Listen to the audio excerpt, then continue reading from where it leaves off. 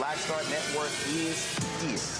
Hold no punches. I'm real revolutionary right now. Support this man, Black Media. He makes sure that our stories are told. Thank you for being the voice of Black America, Roland. Stay black. I love y'all. All momentum we have now, we have to keep this going. The video looks phenomenal. See, this difference between Black Star Network and Black-owned media and something like CNN. You can't be Black-owned media and be scared. It's time to be smart. Bring your eyeballs home. You dig?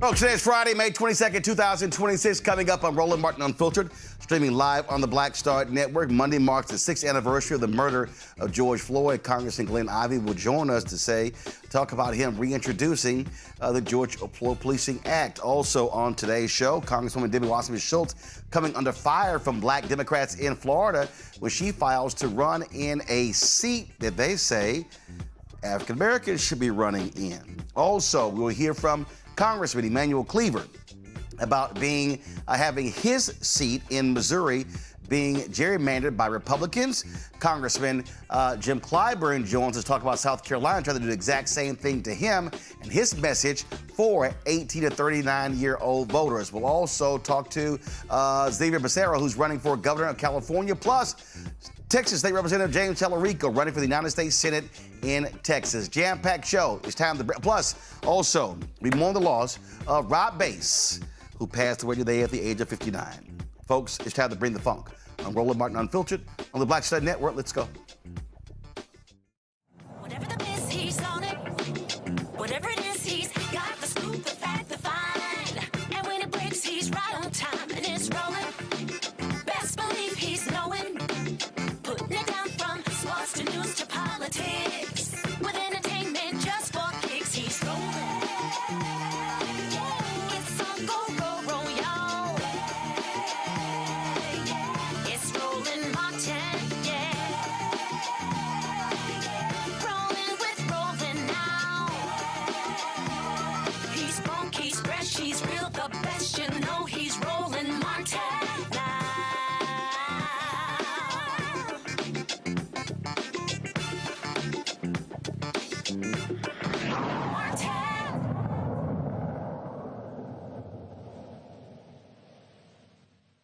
Folks, Monday will be the 6th anniversary since George Floyd was murdered in Minneapolis. Congressman Glen Ivey is reintroducing the George Floyd Justice Policing Act. He joins us right now. I'm glad to have you on the show, Congressman Ivey. Bottom line is, listen, it passed the House. When Democrats had control of the House, it died in the Senate. You're reintroducing it, but Republicans control the House and the Senate. Why? Well, we want to keep pushing it. I think it's needed now more than ever. Certainly the issues that led to George Floyd's death are still here. And anybody who was watching what ICE was doing in Minneapolis saw that it's still alive and doing horrible things there as well. I've been doing a tour today with Keith Ellison, the Attorney General of Minnesota. They moved forward with one of the cases there in Minnesota already, but there's still going to be challenges moving forward in federal courts that states will have to bring state charges and move forward there. I think we need to address these concerns and the laws that, as it was passed, in the previous two Congresses, those laws are needed now more than ever. Plus, you also have conservatives who still want Derek Chauvin to be pardoned after being convicted on the federal level. Your thoughts on that?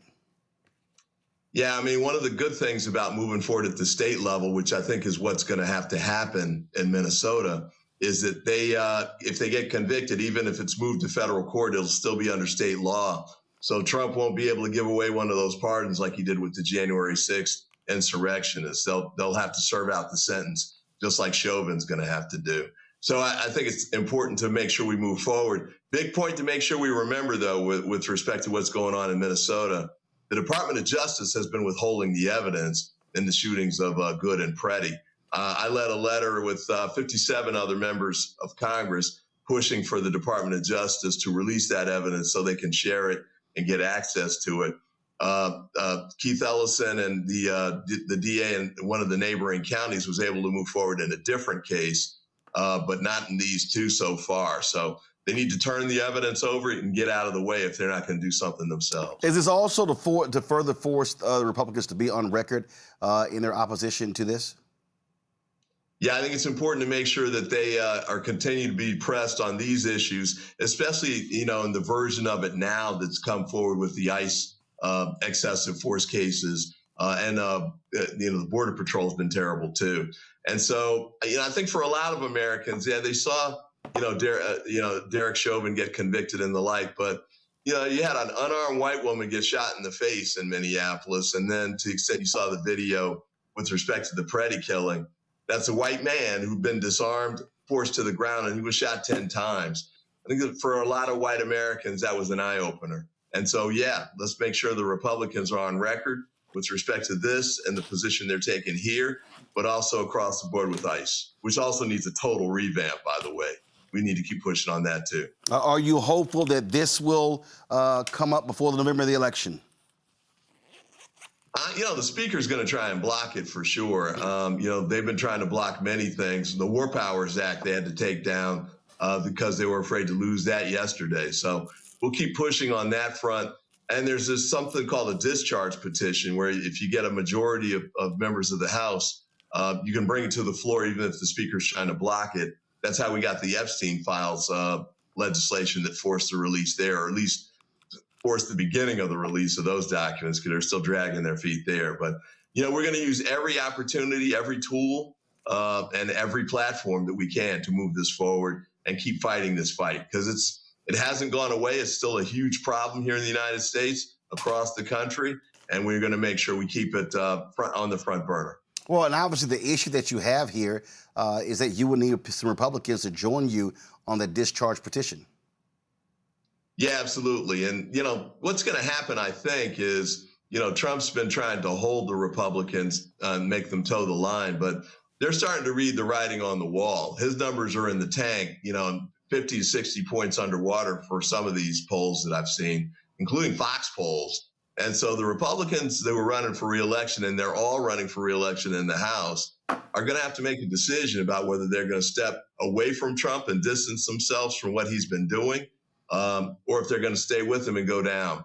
Either way, I think it's going to be beneficial. We'd like to get them to move now, not just on this issue, but on other affordability issues, like getting us out of the war, for example, start bringing gas prices down, ending those tariffs so grocery prices will go down. We're going to force them to work on those too, healthcare coverage and the like. But we'll keep pushing, and we'll get it now or later. But sooner or later, it's going to have to happen. Absolutely. All right, then, Congressman Glen Ivey, certainly appreciate it. Thanks a lot. Thanks for having me. Look at my panel. Joining us right now, Candace Kelly, legal analyst and host Takeaway with Candace Kelly, South Orange, New Jersey. Matt Manning, civil rights attorney out of Corpus Christi. Michael Imhotep, host African History Network show out of Detroit. Candace, I'll start with you. Look, the reality is Republicans they don't care about this issue. They don't care about, they've been lifting up Derek Chauvin. But I do think it's important to press to keep them on the defense and to force them to be on the record on these issues. Yeah, I think ultimately what we're looking at is making sure that this is kept alive so that people just don't forget about it, because it is easily forgotten. As you said, the Republicans are not thinking about it, but they're going to have to get over this qualified immunity. They're going to have to get over this whole idea of what happens to civil rights cases. And that's still going to be the biggest block in all of this. Ultimately, this is a federal issue in terms of this particular law.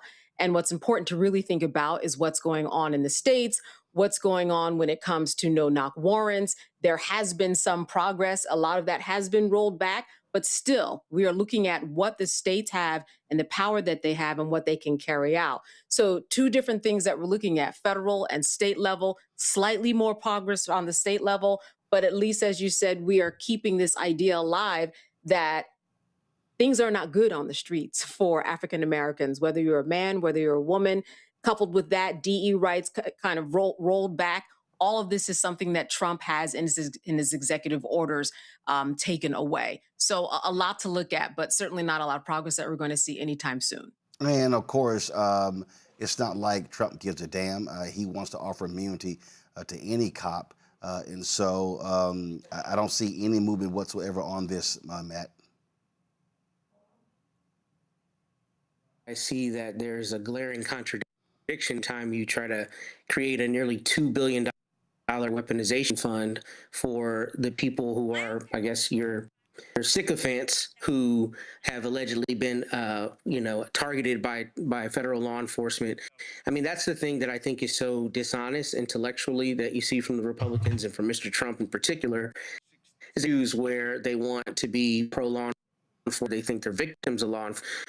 But we're demonstrated evidence that there's a certain class of people who are victims of law enforcement, and you do nothing to remedy that, then it's clear that you don't care about those people. And that's what this shows, especially because there are places like Colorado that has actually legislated where it's gotten rid of qualified immunity. Obviously, as Candace said, this is a federal law, not a state law. But the point is there is a precedent for it and necessity for it, because we obviously have seen that there have been a myriad and there's been enough, situations where we need to really revisit this issue. So I think you're right. I don't think the Republicans are going to get behind it, but I think it's intellectually dishonest when they're talking about the same things fund that he's trying to create. Michael? Not in this form here. What I would do, and we've had this conversation here before on the show, Roland, and with the killing of Alex Preddy and Renee Nicole Good, this gives more fuel to the fire. Personally, I would rename the bill the Law and Order, Justice and Policing Act, and tell Republicans, okay, so you want law and order? Okay.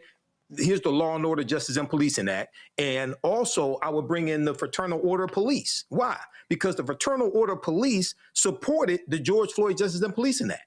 And they said that it protected police officers, but it also protected citizens. And I would cite the evidence from the database called Fatal Force from the Washington Post that shows each year approximately 50% of the people shot and killed by police are white people. Okay, so I say, okay, I would bring in white crying mothers whose children, whose loved ones were shot and killed by police, whether they were armed or unarmed. I would have a massive force behind this, and even if you got to break this bill up into say 2 or 3 bills, I would take that approach. Yes, African Americans are disproportionately shot and killed unarmed, but the data is in your favor. And it shows 50% of the people shot and killed are white people. So I would hit this from different sides and try to force this through and get Republicans on record and say you're gonna vote against the Fraternal Order Police and the International Association of Police Chiefs, who both signed onto this bill, and let the chips fall where they may. Well, we'll certainly see. Quick break. We come back. We'll talk about Alabama being in court, trying to defend their congressional maps. We'll talk about that. Also, Congresswoman Debbie Wasserman Schultz ticking off black Democrats after she announced today she's running in a congressional district and not the one that she previously represented after the maps there were changed. You're watching Roland Martin Unfiltered on the Black Star Network. Been trying to erase black political power since Reconstruction. Now the Supreme Court is helping them finish the job. First came Shelby County versus Holder in 2013, the ruling that gutted the Voting Rights Act. Then came Brnovich in 2021, another ruling, another piece torn away. Now comes Calais, the case civil rights leaders warned could cripple the last major federal protection against racial vote dilution. And within days, Tennessee eliminated its only majority black congressional district. Louisiana. South Carolina, Alabama. The same strategy is spreading across the South. The old Jim Crow used poll taxes and literacy tests. The new Jim Crow uses gerrymandered maps, voter roll purges, polling place closures, and court rulings that make black communities politically invisible. 1965 was Freedom Summer. This is Freedom Summer 2.0, because they are still trying to erase black political power, and we will not bow.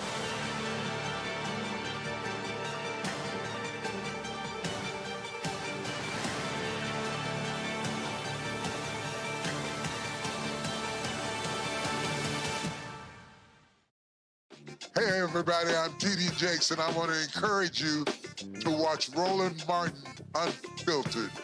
It'll blow your mind.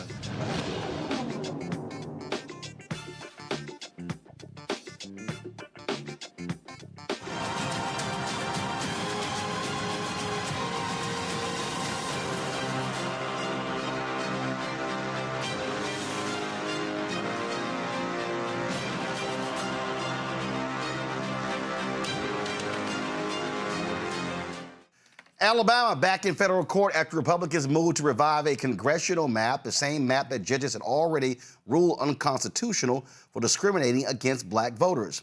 A three-judge panel heard arguments today based on the long-running Allen versus Milligan case. The judges will decide whether the state can move forward with special congressional primaries under those disputed district lines come this August. The hearing comes after the Supreme Court's decision in the Louisiana versus Calais case, which completely gutted the Voting Rights Act protections in, first of all, in Segment 4. Now, civil rights groups are speaking up about the congressional map that Alabama federal courts use to weaken black voting power. The plaintiffs are asking judges to keep the current court-approved map and protect the votes already cast in this year's election. That map is for 2 black members of Congress. That current map, again, allows Alabama to elect Congresswoman Terry Sewell, Congressman Shamari Figures. Of course, 2 seats for the first time in history. Republicans want to go back to 1, but they really want to wipe out even Congresswoman Terry Sewell's district. I was communicating with, in this one chat with Evan Milligan, who is, of course, the Milligan in that case.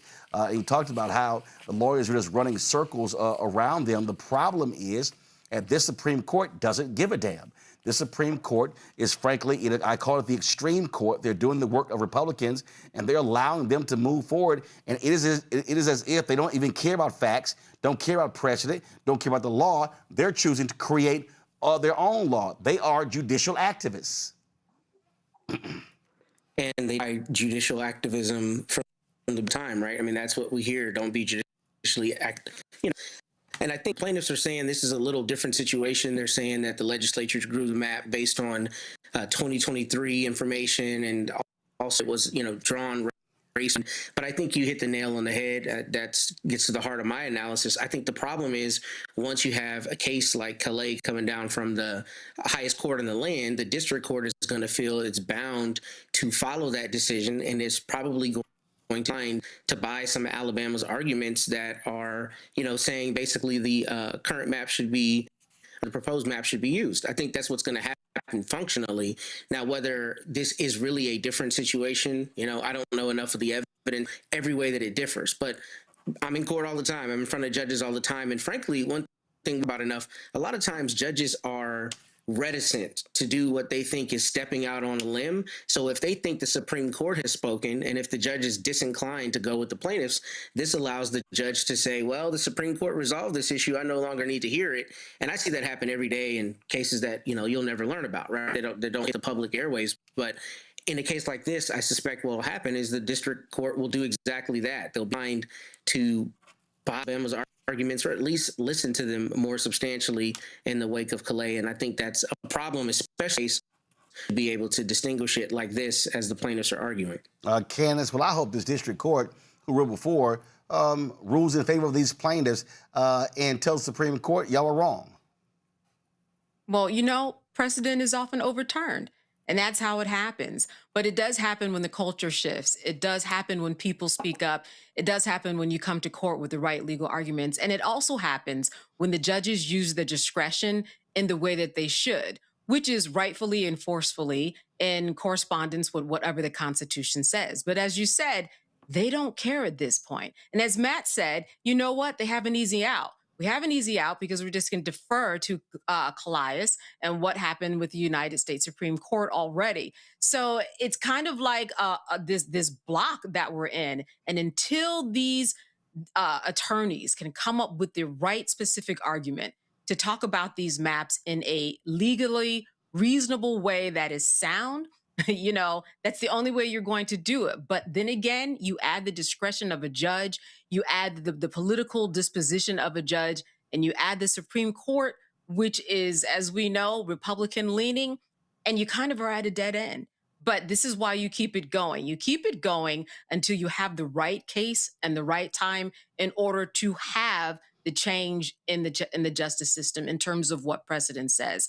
We know that the Supreme Court takes cases according to what's going on in the algorithm and the culture, what is important to them. And this is what happens to be important to them at the time. And that was deciding Calais the way that it was. I think for my lifetime, I am going to see these judges act in this way unless something extreme happens, but we still keep it alive because, as you said, judges can overturn precedent. Michael?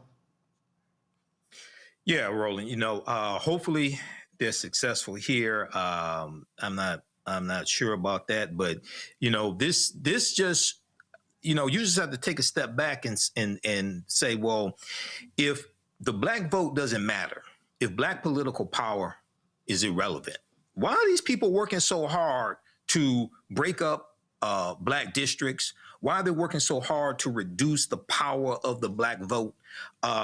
You know, once again, they keep showing us that they fear the black vote more than we value it. And this ties directly into the fear of 2043, when white people will no longer be a majority population in this country. And they want to control the courts. They're restructuring the voting districts as well to prepare for that and nullify black political power as well as Latino political power. Well, it is going to be an absolute battle, and trust me, it is going to continue. Let's talk about what's happening in Florida, where, man, it's getting real ugly there.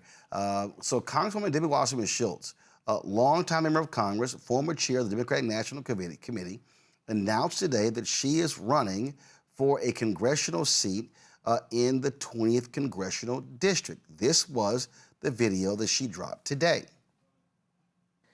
I've fought for the people of Broward County my whole adult life. You've always been able to count on me to deliver results for our community. Debbie knows how to deliver results. If you know Debbie Wasserman Schultz, you know that Debbie does not back down from a fight. She is a person that is for all people. Debbie's always been there to fight for us, to stand up against all forms of hate, and make sure we're best represented in Congress. And I waged these battles when our values were on the line, all while raising a family, beating cancer, and answering President Obama's call to lead our party. Debbie has for many years been a strong ally of the LGBTQ community and the Hispanic communities. Debbie has walked the walk. She's able to get things done. And in a country where unity has become a real problem and that no one does that, she's a rare person. Today, I'm announcing my candidacy for re-election in Congressional District 20. Because we cannot let Trump destroy Broward County's power. Having somebody with that experience right now in this turbulent times is so important. Republicans couldn't care less about lowering your health care, gas, or grocery bills. But I'll use all my seniority and clout in Washington to continue to make our lives more affordable and make Broward a safer, less expensive place to live, raise a family, and retire. Some people do a lot of talking.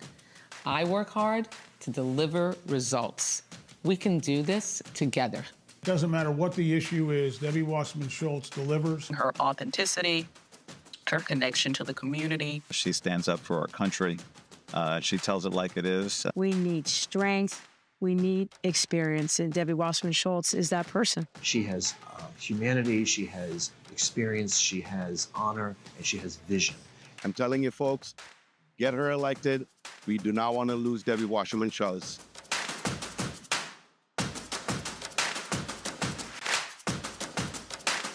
Okay, so here's the problem, okay? Her district was eliminated when the Republicans gerrymandered the maps, okay? So she's running in a majority black district. Now, this has led to a whole lot of pissed off folks. In fact, the Florida Legislative Black Caucus dropped this statement today. The Florida Legislative Black Caucus is compelled to address Congresswoman Debbie Wasserman Schultz's recent announcement regarding her candidacy in Florida's Congressional District 20, a district with a rich history of black representation. For generations, black Floridians have fought tirelessly for the right to vote and for that vote to result in meaningful representation. This fight has not been easy, marked by sacrifice, organizing, and the courage to overcome various forms of racial discrimination and exclusion. Today, as we face a crucial juncture in our history, we must reaffirm our commitment to protecting the political power of black communities. With only 2 remaining black access congressional districts in Florida, the significance of representation in District 20 cannot be overstated. This district was established to remedy decades of racial exclusion and to ensure that black communities have the opportunity to elect leaders who truly reflect their experiences and needs. Congresswoman Wasserman Schultz's decision to pursue re-election in this historically black district, despite explicit requests from the black community to seek candidacy in a neighboring district, is disheartening. Prior to her announcement, Chair of the Florida Legislative Black Caucus, Representative Felicia Robinson, sought a meeting to discuss these pressing concerns. The absence of that dialogue demonstrates a lack of respect and engagement with the very constituents who are most affected by her candidacy. This is more than a political issue. It is a pressing voting rights and civil rights issue.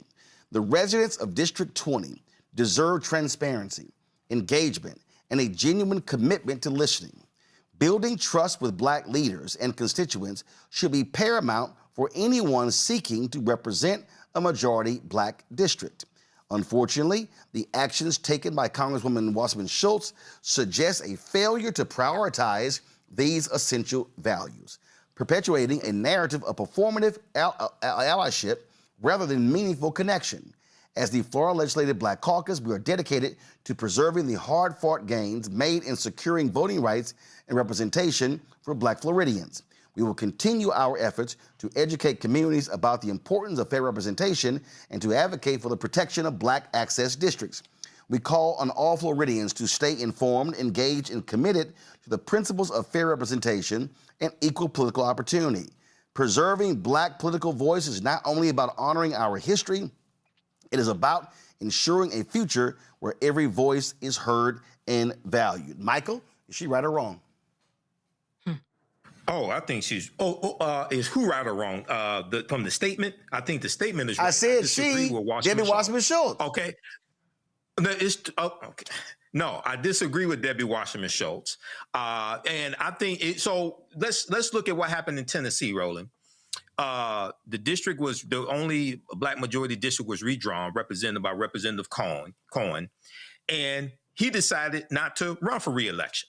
Okay, so I think she should do the same thing here. This should be the African Americans should be able to choose a representative, and I would say an African American representative. I think she should do the same thing and not run. And looking at the piece from the New York Times, you know, everybody from black Democrats to Uncle Luke, Luther Campbell, are calling her out for this. Luther Campbell is quoted in the article from the New York Times as well. So this is another example of going back to your show yesterday and Greg Carr talking about using the Democratic Party as a delivery system. I totally agree with that. Agree with him on that. We have to use them as a tool and watch out for snakes like Debbie Wasserman Schultz. Candace. You know what I say? Let her run. You know why? One, she has the right to run. Number two, this is exactly what the Republicans are going to say. That isn't fair. Oh, you can't use race to say anything about anybody who's running for a candidacy. They would not be 100% wrong. Blacks have the right to run in other districts, right? But they want to run in this 20th because it is advantageous for them and they're representing their people and the history of the people. What we need to learn from this, I think, perhaps in this, though we know she's got more money, she's got recognition. What do we do when someone runs? This will be a good test. to figure this out, because this is going to happen again. You just have to live in the state, right? From what I understand, Roland, correct me if I'm wrong, but you can run in any district that you want. In terms of the prerequisite of living in the state, that's all you need. She chose one that would be advantageous to her. There are several other African Americans that are running. Again, like I said, she's got more money, but let's see where the chips fall. And let us use this as kind of a roadmap as to what is to come in other districts, not just in Florida, but across the country, because this is what we are going to see pop up over and over again. What do you do when this happens? This actually is a good test case. Let's see. But to tell her flat out, I can make the argument on either side, but since you asked, is this fair for her? Was it right that she do this? For her, I would say, why not? She's not breaking any laws. Let's see the strength that the African American community has to see what we need to do in order to change the tide. We can't just talk about it. We have to be about it in terms of how this actually carries out. And what we do is going to make the difference, and other people are going to be watching this district. Matt? So I kind of agree with both Michael and Candace, and I think there's some things in the statement that indicate to me it's a larger issue than just where she decided to run. So I don't understand why Congresswoman Wasserman Schultz would choose not to have this dialogue, because it stands to reason, to Candace's point, if she's entitled to run wherever she wants to run, this is where she's chosen to run, she should go sit with the people that she knows are going to feel some kind of way about her running in that district, speak directly to them, and then if she still decides to run, they can't say she didn't meet with them. I think not meeting with them looks like there's something shady going on, and I think there was some language in there talking about performative allyship. This is precisely the kind of thing that looks performative when you invoke Mr. Obama's name, or President Obama's name, but instead you don't go sit down with the people that you know will be materially affected by you running in that district. However, by the same token, I don't put it past any politico to do what they can to ensure their political survival. And I think if you've been the Democratic Party chairman, it shouldn't really be a surprise to anyone that she's going to do whatever's in her best, perceived political interest. Whether she should do that, whether that's the correct thing, I guess, in terms of relationships and in terms of her time there in Florida politics, is a different strategic question, but it doesn't surprise me that she chose to do that. I think the umbrage is partially because she ran, but more so because she didn't go sit at the table and look them in their eye and tell them she was going to run.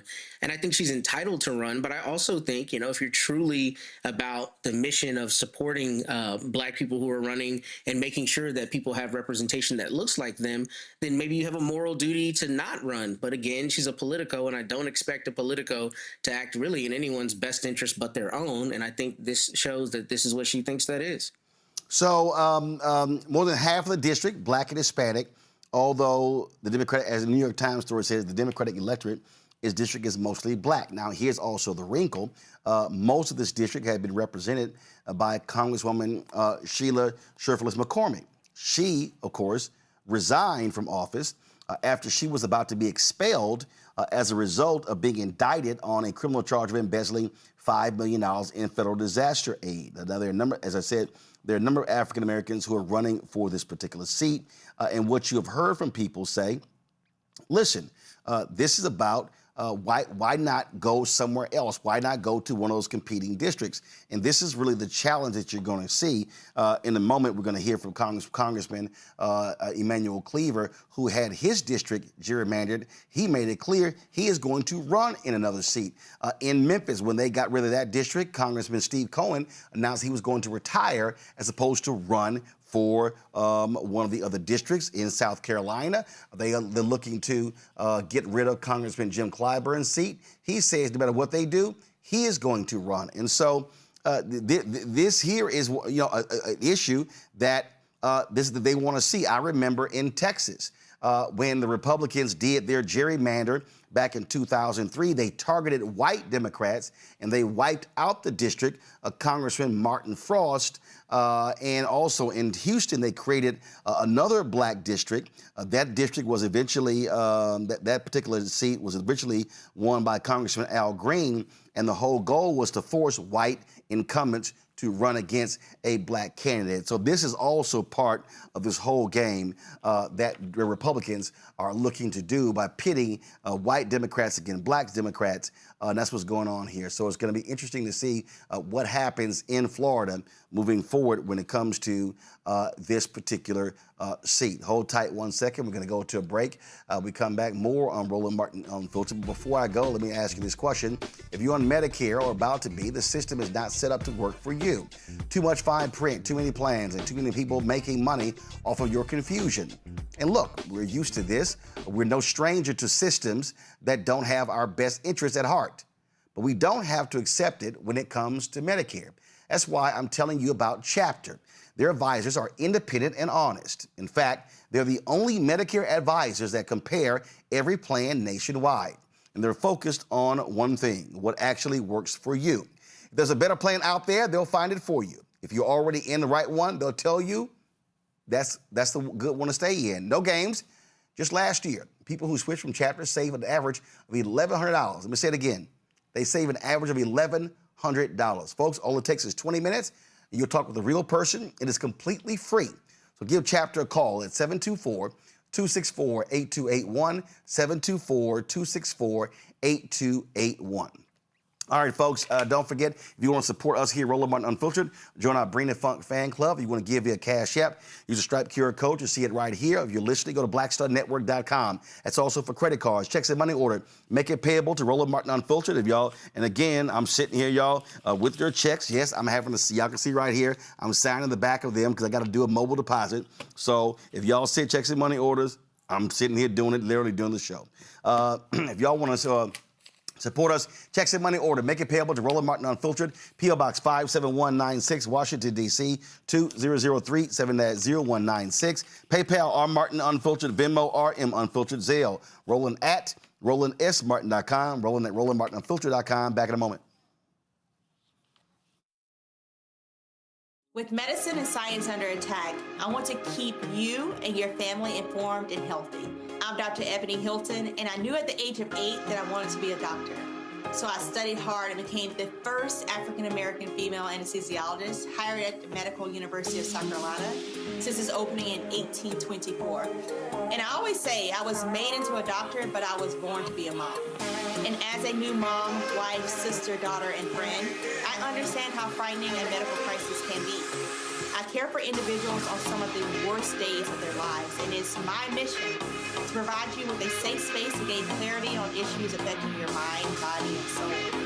I recognize that there are health disparities, particularly as it pertains to race, and I want to help bridge the gap between you and your healthcare providers. Join me every Thursday for Second Opinion on the Black Star Network, where each week I'll invite experts from various medical fields to share the latest health news.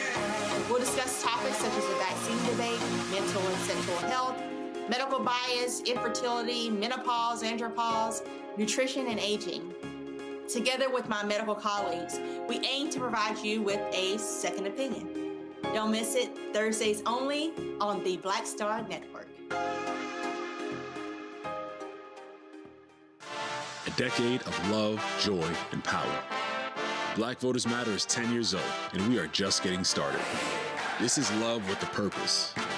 This is Black joy in motion. This is unstoppable power. Across campuses, neighborhoods, and back roads. Let's go! We show up, not just to vote, but to be seen, to be heard, to belong. We ride together, we organize together. We remind each other that our voices matter, because they always have. Black Voters Matter is about more than ballots. It's about housing and healthcare, clean water and living wages, education, reproductive freedom, and dignity. It's about turning pain into action, turning belief into movement, turning community into power. We don't wait to be invited. We bring the energy. We bring the love. We bring the people. Because when Black communities come together, we don't just survive, we thrive. This is how change happens. This is how history moves. We organize, we build, we win. What's up? It's Talib Kweli. I'm CEO. This is the Black Star Network.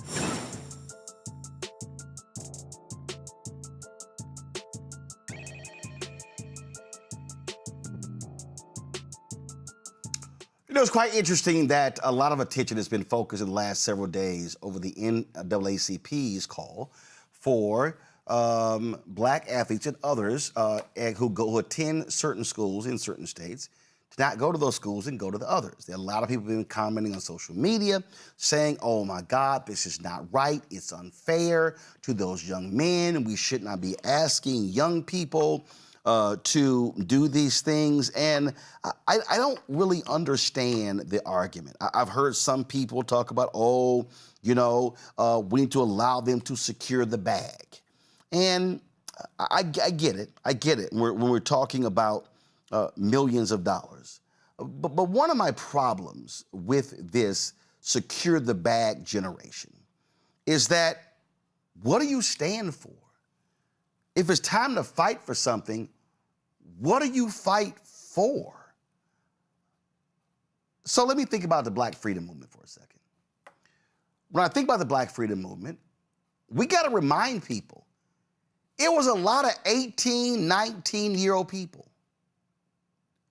Many of them who were expelled from colleges, including HBCUs, for joining the Black Freedom Movement. What would the Black Freedom Movement have looked like if folks said to young people, hey, no. Y'all need to stay in college. You need to get your education. Don't want to mess up your future. No, don't do that. Do I need to remind people in Birmingham that all of Dr. King's advisors were dead set against James Bevel, who was organizing the children from being involved in the movement? But what happened? The adults kept getting arrested and then kept getting arrested. And he was training the young folks. The young folks were clamoring to be involved in the movement. They were at one point climbing out of the windows and trying to escape through the doors out of the schools to go get trained. Then finally, Dr. King gave Bevel the nod and said, release the children. And it was when the children began to march and protest, and they sicked dogs on them, and they sicked fire hoses on them, and the world saw that. That's when people said, we got to do something. And then what happened? Voting Rights Act, Civil Rights Act. Those things actually happened. I think about the brother a few years ago, Mississippi State, who said, I ain't playing under that flag. I ain't doing it in Mississippi. Y'all, 10 days after that brother made that statement, you know what happened? They changed that flag. When I think about the folk who talk about secure the bag, it reminds me of a story that a woman told me. Her name was Carolyn Hunter. So what happened was, Carolyn Hunter, recent college graduate, she was a chemistry major, had gotten her a nice job at Polaroid. Well, one day there was a brother named Ken Williams, and Ken Williams was walking through the lobby, and he saw this photo book that Polaroid was selling. And it essentially was like a passport. But that passbook is what the racists in South Africa were forcing black folk to have to carry, and they could demand your papers on any notice. So Ken Williams saw that, and Ken Williams said, wait a minute, whoa, we're selling that? And so Ken Williams began to talk about that. Ken Williams began to raise a stink in Polaroid. But Polaroid didn't particularly like that. So Ken began to talk to other black employees, and they said, this is not right. This is not fair. This is 1970. So what happened was, that's Carolyn Hunter, recent college graduate. She said, you know what? Ken's right. So they began to protest the issue. They end up losing their job. Do you know what that created?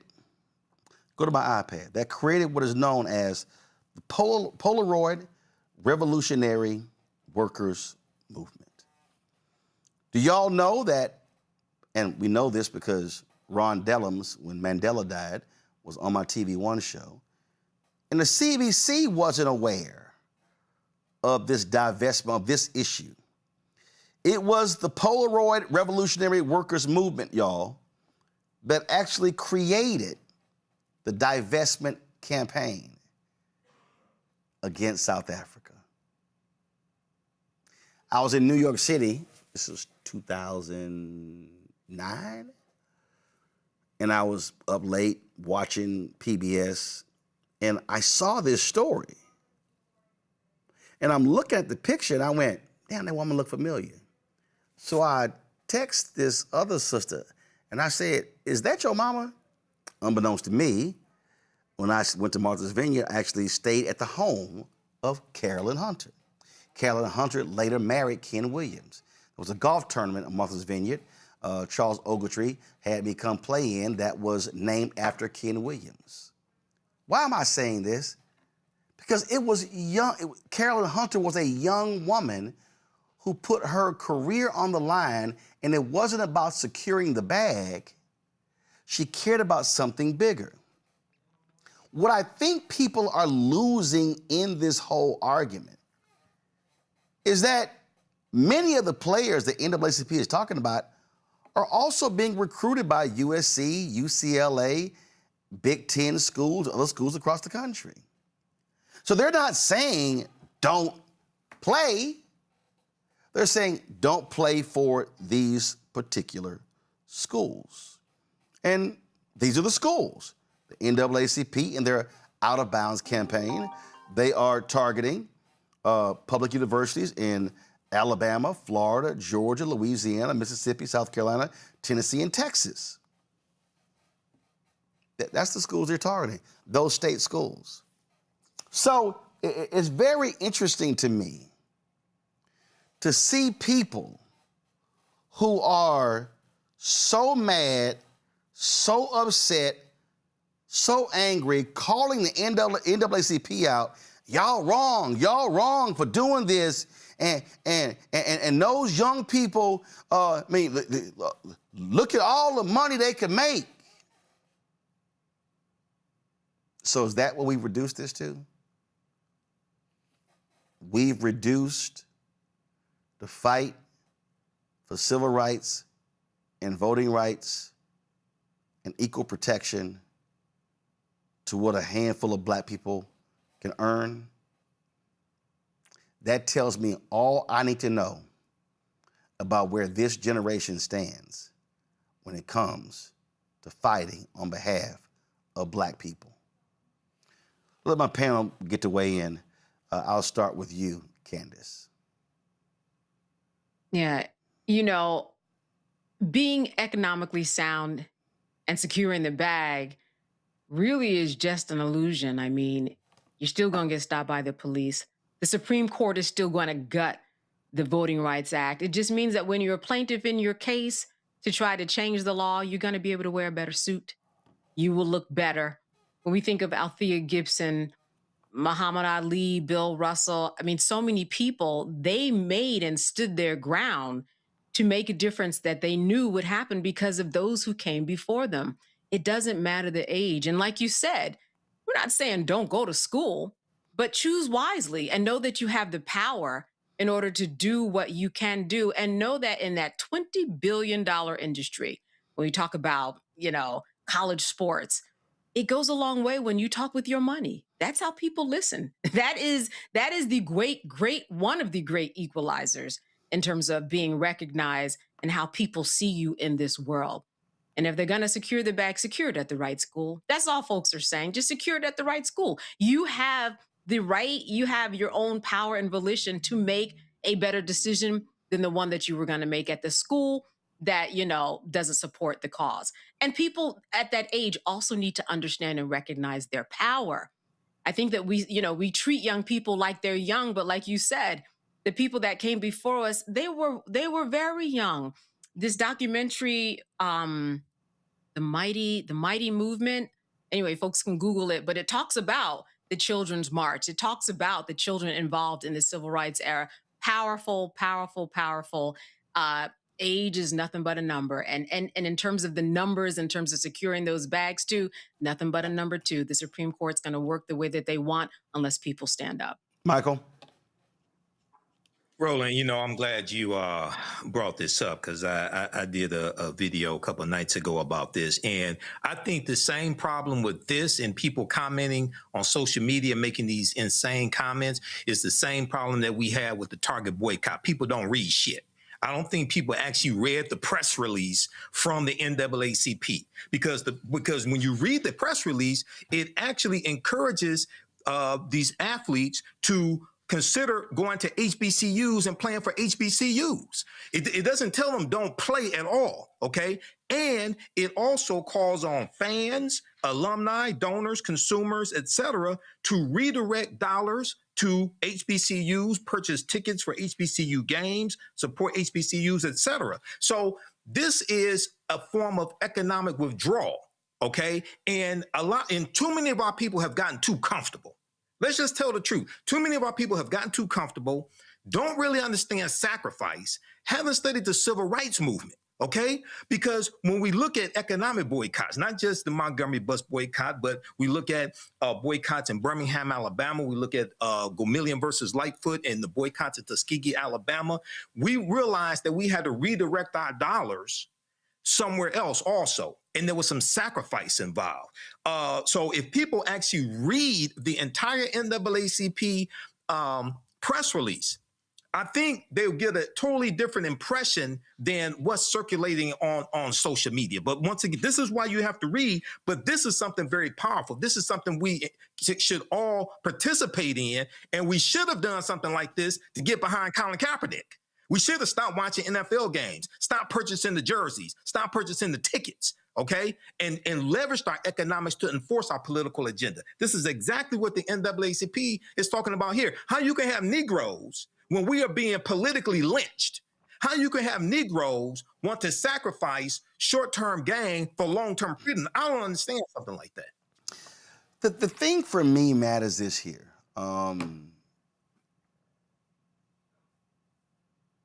It would be great if, let's say, the ESPN top 300 said, yo, we out. But let's say 5 or 10 chose to do so.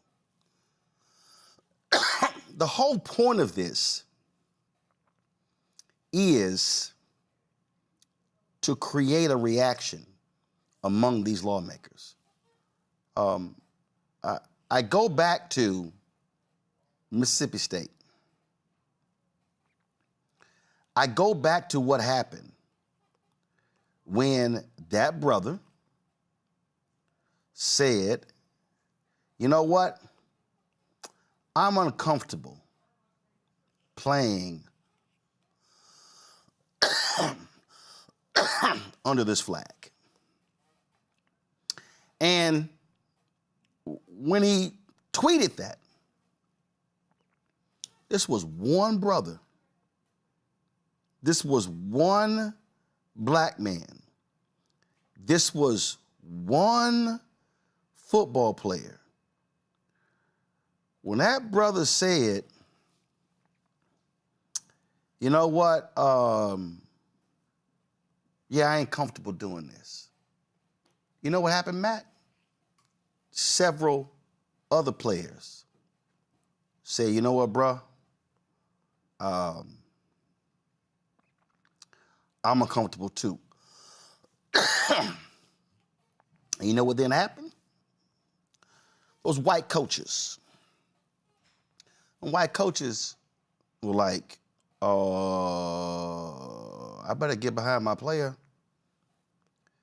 Then the white coaches went to them white conservative lawmakers and they said, say, man, I need y'all to know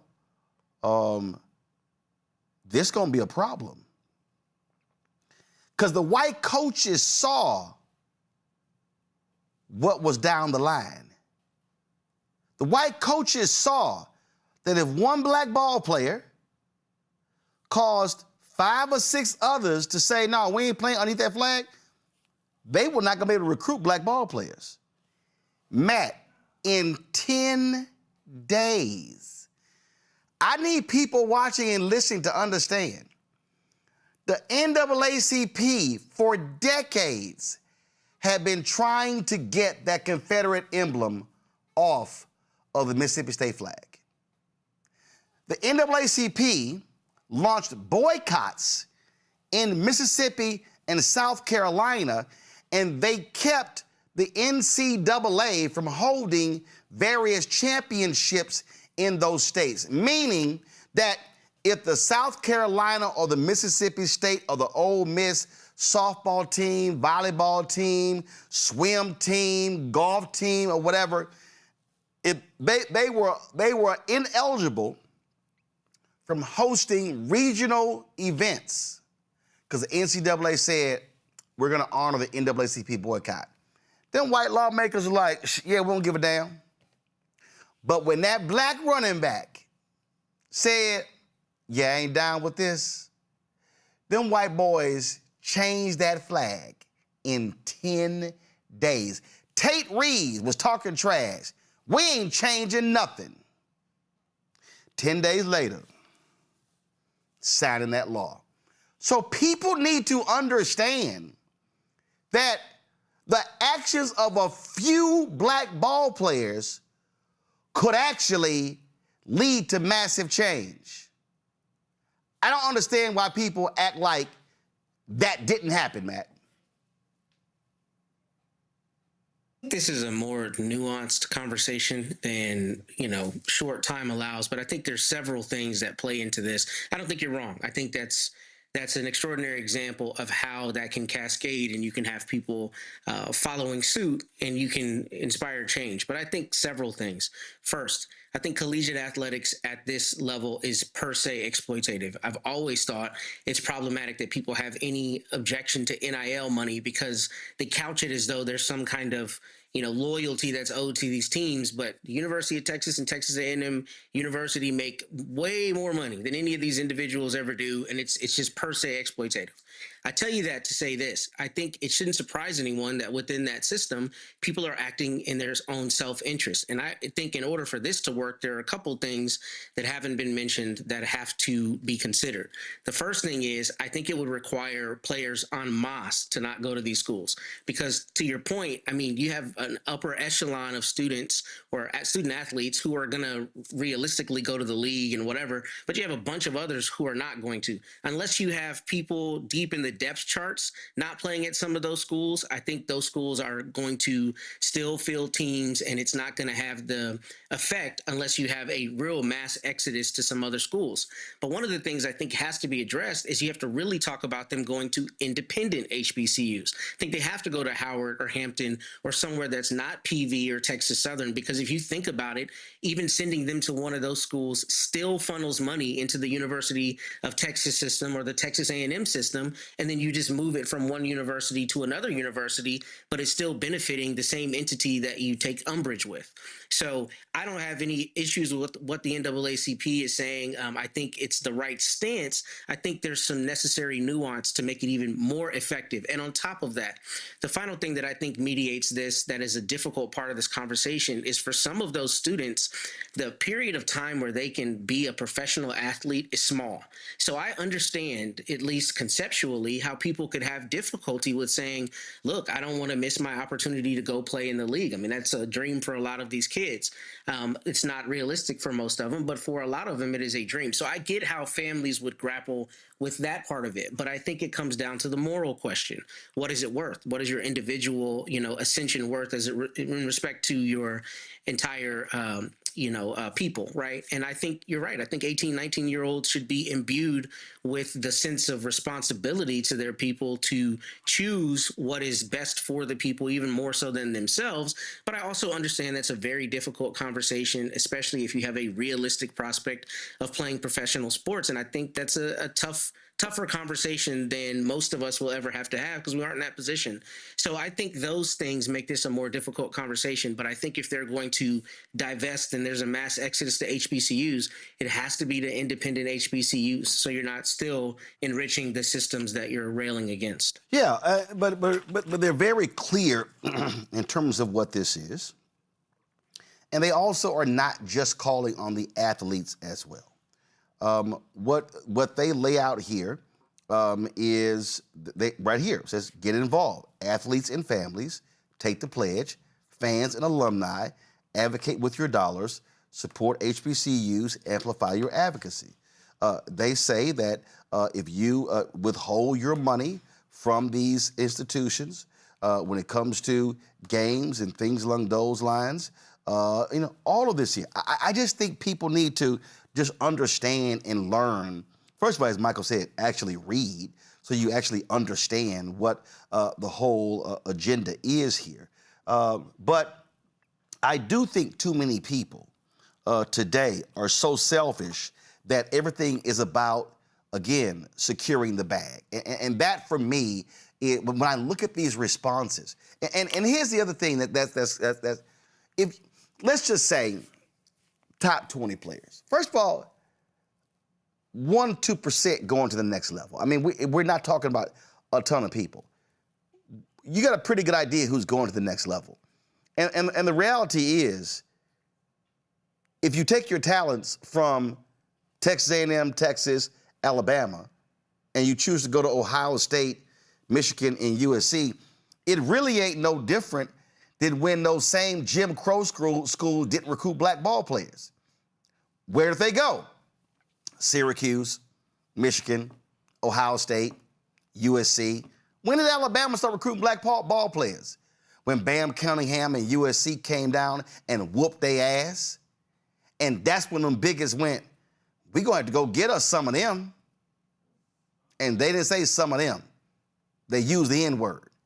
It was them getting their asses whooped by black ball players that caused those racist ass Jim Crow schools to say, yeah, we gonna lose. We're gonna keep losing if we ain't got some of them on our team. So that's what they're saying. And what I'm arguing is that if 3, 4, 5, I'm telling you, that's all it's gonna take. If 3, 4, 5 are top athletes say, I ain't going, let me call the states. If they said, I'm not going to any of these schools in Alabama, Florida, Georgia, Louisiana, Mississippi, South Carolina, Tennessee, and Texas, I can guarantee you those white Republican legislators are going to be shaking in their boots because, y'all, there's a big difference between having a whole football team of white boys and you going 7-6 and having a lot of brothers on your team and you going 10-1 or 9-2. That's a lot of millions, a lot of zeros you lose. Trust me, that would get their attention. Let me thank Matt, Candace, and Michael being on today's show. I appreciate all three of y'all here. Y'all, congratulations. Matt now think he's grown because apparently Matt turned 40. So he can stop all that bullshit about how young he is. Oh, I'm the youngest. Oh, I'm young. It's sort of like the preacher. The preacher, once he turned 40, he can't preach youth revivals anymore. That's gone. That's gone. So, Matt, be happy you turned 40. Go and take your prostate exam and go and take your colon exam because you now in that category. Folks, the show is not over. Show is not over at all. I'm done with the panel. I just want to tell them thanks a lot. But we got a lot more left on the show.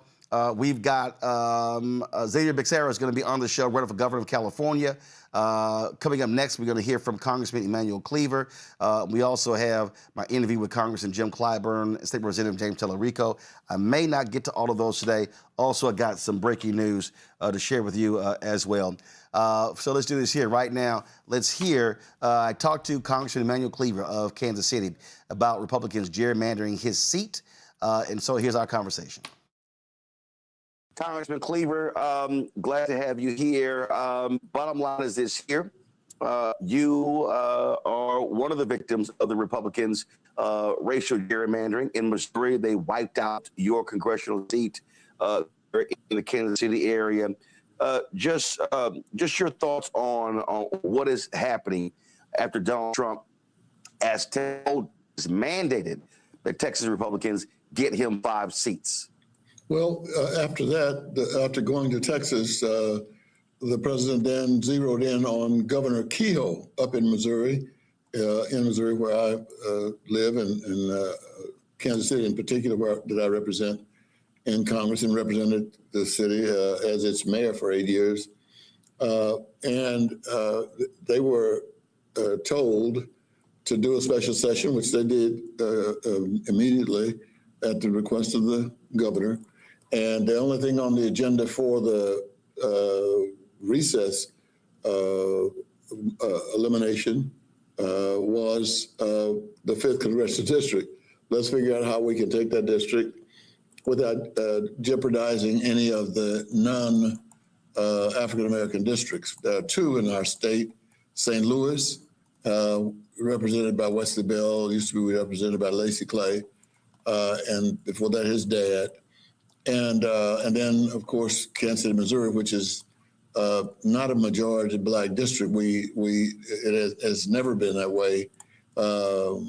We have probably 18 to 20% African American in the district. But what they've done is it's taken the 5th district all the way out into the Ozarks and Missouri and all the way near the University of Missouri. They didn't go too close because they didn't want the students there to be able to vote for me. We get not only at MU, but we have a large number of African-American students at Lincoln University, which is also nearby. So they took great care to make sure that none of those students who tend to vote for liberal candidates and African-Americans, it doesn't matter with them, a lot less than their parents and grandparents.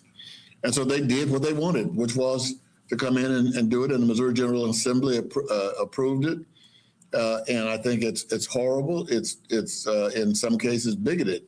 I think that they are trying to do illegally and immorally, from my vantage point, what they could not do in terms of pure politics. They had not been able to move me at all from the seat I've held for 20 years, even though they went after it every 2 years. And so they're going to have to win it again, because we're clearly not going to lay down and let them just take the seat. If that's what they're expecting, as Jim Clyburn and I talked about the day before yesterday, if they're expecting that in Kansas City, maybe they're expecting that in South Carolina, but that's not what they're going to get. To that particular point there, what we often see is when these actions are taking, candidates say, oh, I'm not going to run. And I've never understood that. I've always believed that, all right, you change the district. I would rather go down fighting than to voluntarily give up. And I say, man, go to those new voters, make the appeal, and say and challenge whoever's running to present an agenda. Yeah, Jim Clyburn and I both that's exactly what we're going to do. And I reminded one of my colleagues that Jesse Jackson came to Missouri and tried desperately to get people, when he was running for president, to zero in on him as a candidate. And he did get their attention. And farmers in Missouri were actually involved in a 2 or 3 mile caravan coming from one of the rural areas into Kansas City. And they were in their tractors and trucks and pickups, led by Jesse Lewis Jackson. And so we know that if we talk about the issues and support the issues that they're interested in, that they're going to listen. And I think it's just a pity that some people are not going to fight. I have a colleague from the state of Tennessee who just said, I'm out. I think he has represented his district involving Memphis quite well, with somewhere close to a 98% voting record with the NAACP, Urban League, and organized labor. I mean, you don't get too much better than that, no matter what your color. So what you just spoke to me a few moments ago is exactly where I am. I can't speak for Jim Clyburn, but I can tell you that that's exactly where he is. This really is a moment that requires fighters.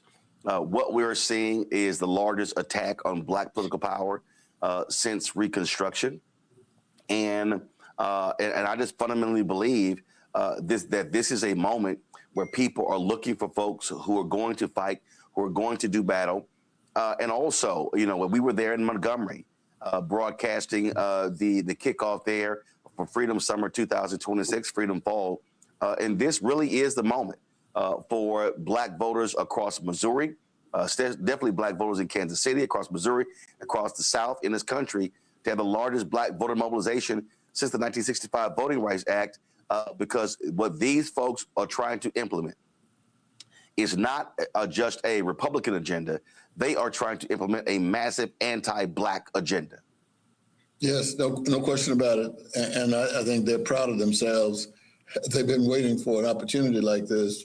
And I think we are going to have, I'm predicting now, one of the largest turnouts in Missouri history.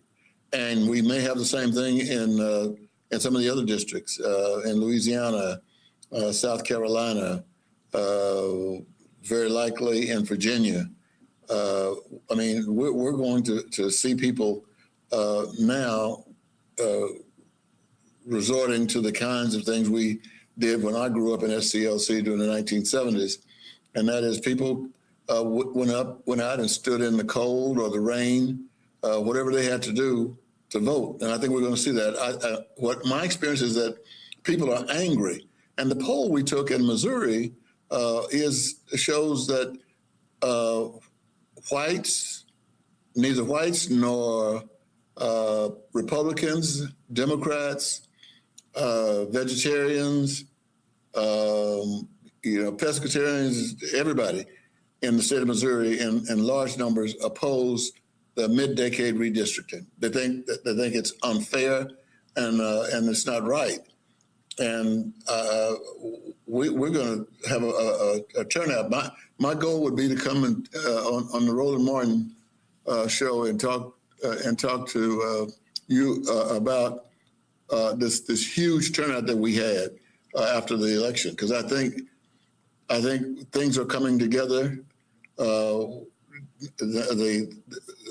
large number of the ministers and now the CBC are asking Black athletes not to sign letters of intent to go to the SEC schools. They can go to, the Big Ten, go to Michigan State, USC, Oregon, some football powerhouses.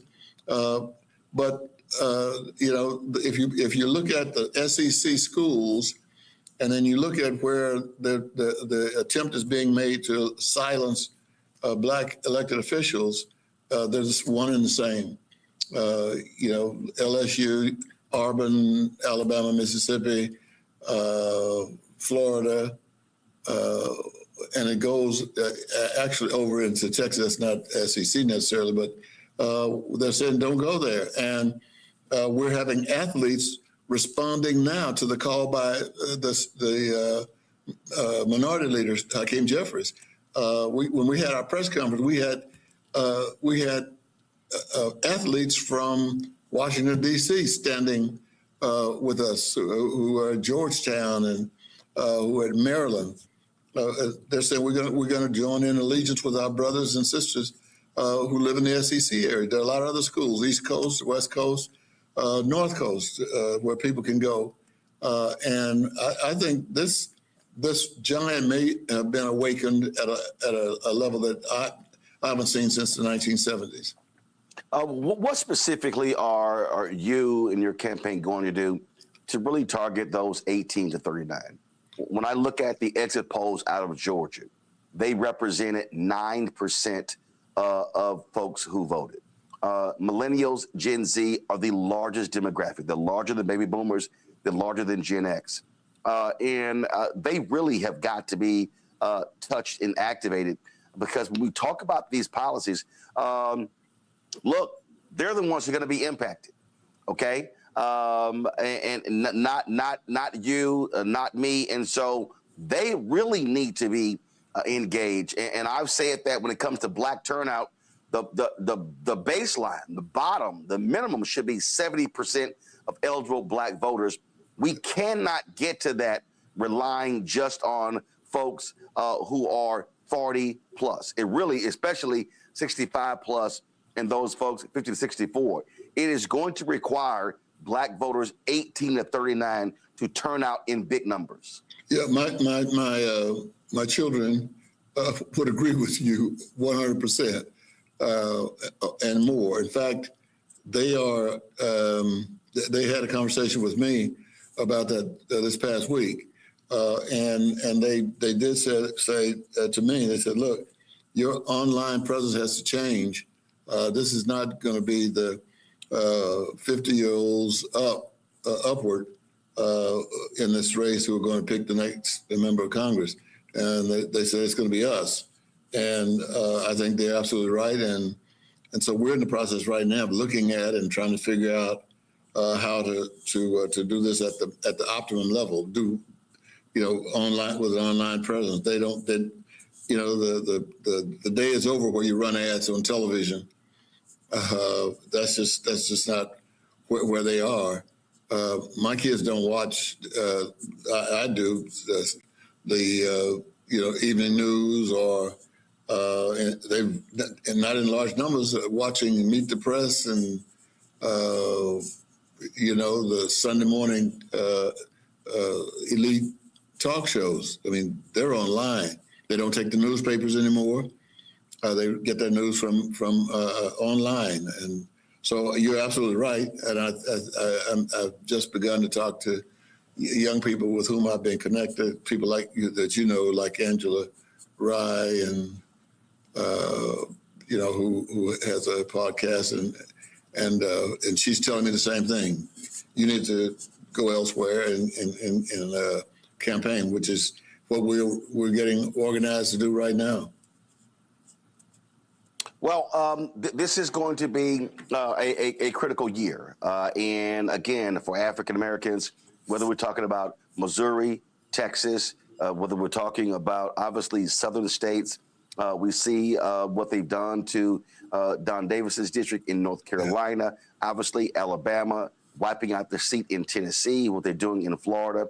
And so what I continually say to African Americans, the only response that we have is to have an overwhelming presence at the ballot box and destroy those folks who are trying to destroy black institutions.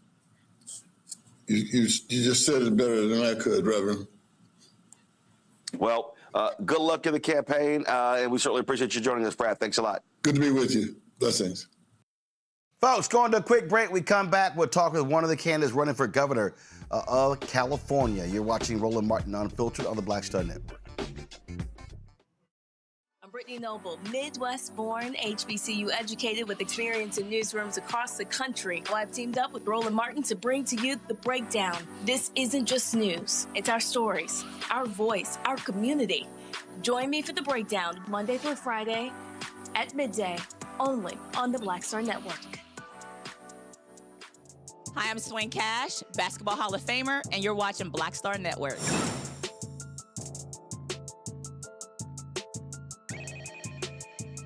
California governor's race seems to be turning into a three-way fight. The latest tracking poll commissioned by the California Democratic Party, conducted from May 14th through 16th, has GOP candidate Steve Hilton and Democratic candidate and former state attorney general and Health and Human Services Secretary Xavier Becerra tied for the lead, each with 22% of the vote. Coming in third is billionaire Tom Steyer at 15%.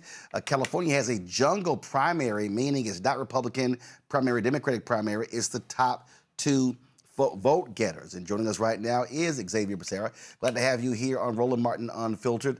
It has been topsy-turvy. Early on, former Congresswoman Katie Porter was in the lead. Then, of course, you had former Congressman Eric Swalwell. Then all of a sudden, allegations hit him. He has to drop out. A lot of people have been saying there's too many Democrats in the race. More folks should be dropping out. I think Lieutenant Governor also or another candidate dropped out. So it's a whole lot going on. So how do you cut through all of that in order for you to land those top two spots? So, Roland, first, thanks for having me. By the way, X like an H in my case, so Javier.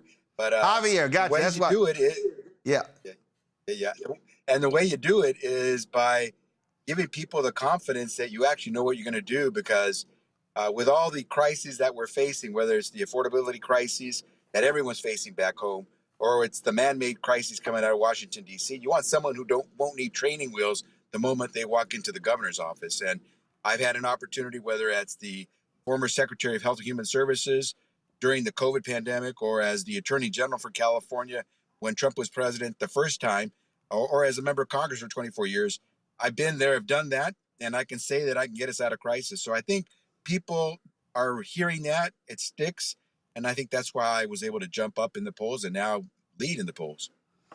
Obviously, affordability is the dominant issue in every political race across the country.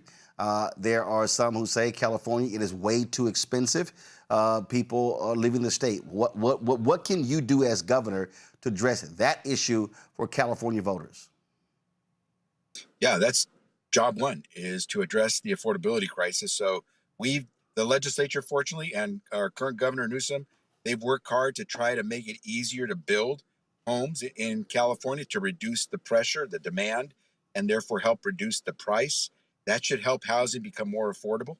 We have to make sure that we're continuing to provide health care to our population. As you know, Roland, when the Trump administration cut $1 trillion out of the healthcare system by gutting Medicaid, he makes it hard. In California, there are about 3 million Californians who are set to lose their health insurance coverage as a result of Donald Trump. We're not going to go there if I become governor. We're going to continue to provide health care, because it's penny wise, pound foolish to cut people off of having access to a pediatrician or a family doc, because ultimately they're going to get their health care. They're just going to go to the ER, the most expensive place to do health care at the end of the day. So we're going to do the things that keep California moving forward, make it more affordable. If you want to come to California, we want you. If you're already here, we want you to stay.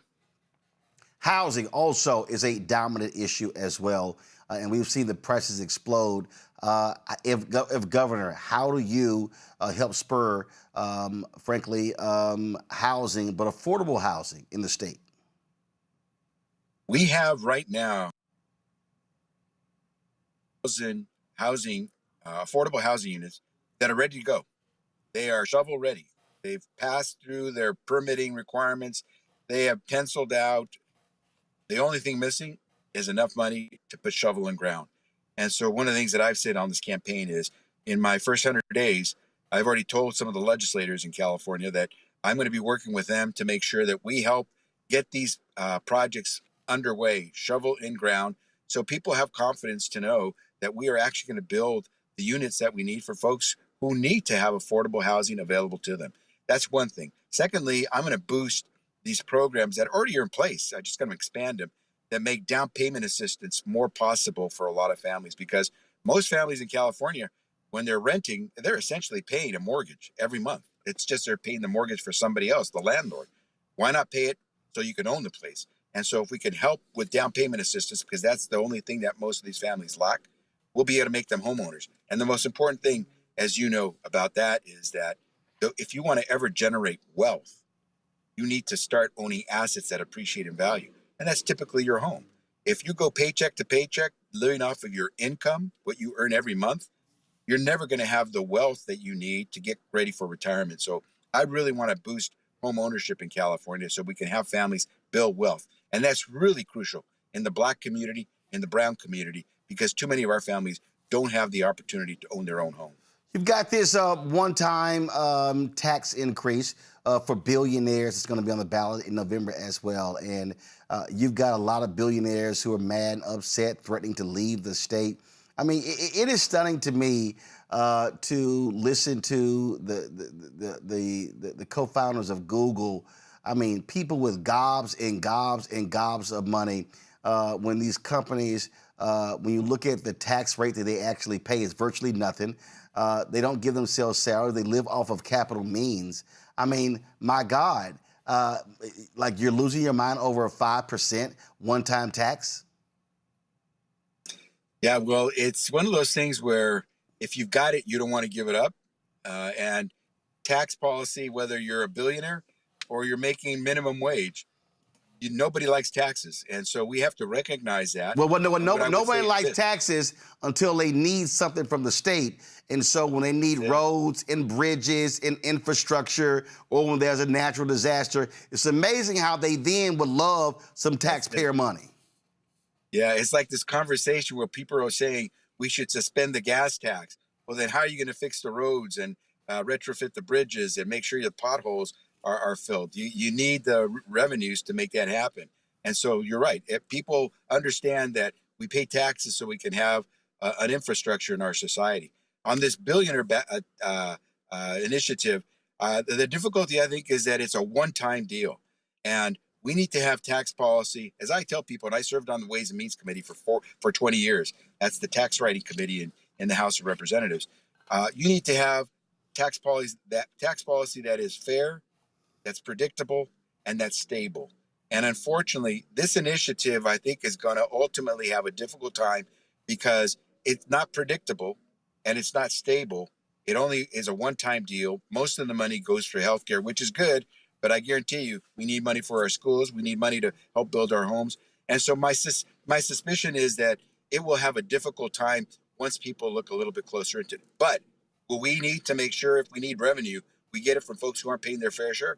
Absolutely. And there's no doubt that billionaires are not paying their fair share. As you mentioned, Roland, chances are most billionaires are paying at a lower effective tax rate than that teacher, that firefighter, that nurse, that police officer. And no one who's making millions or billions should be paying less in effective tax rates than someone who's in one of those four professions. Data centers have been talked about all around the country. And a lot of people don't like some of these data centers getting billions of dollars and millions of dollars in tax breaks from states and local governments. What is your position on tax breaks for data centers? Well, I think data centers can be, California is home to the tech industry. California is home to AI, and California will continue to benefit from having AI. We have to do more to make sure we know where it's going to go and benefits the communities that are in California.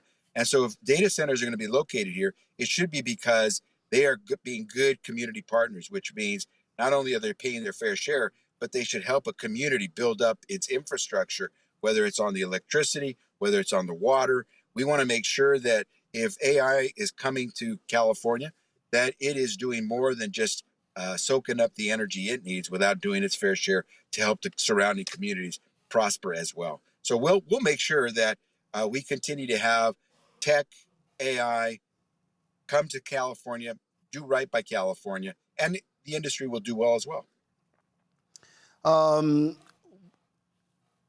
But how do you also protect water supply, electric costs?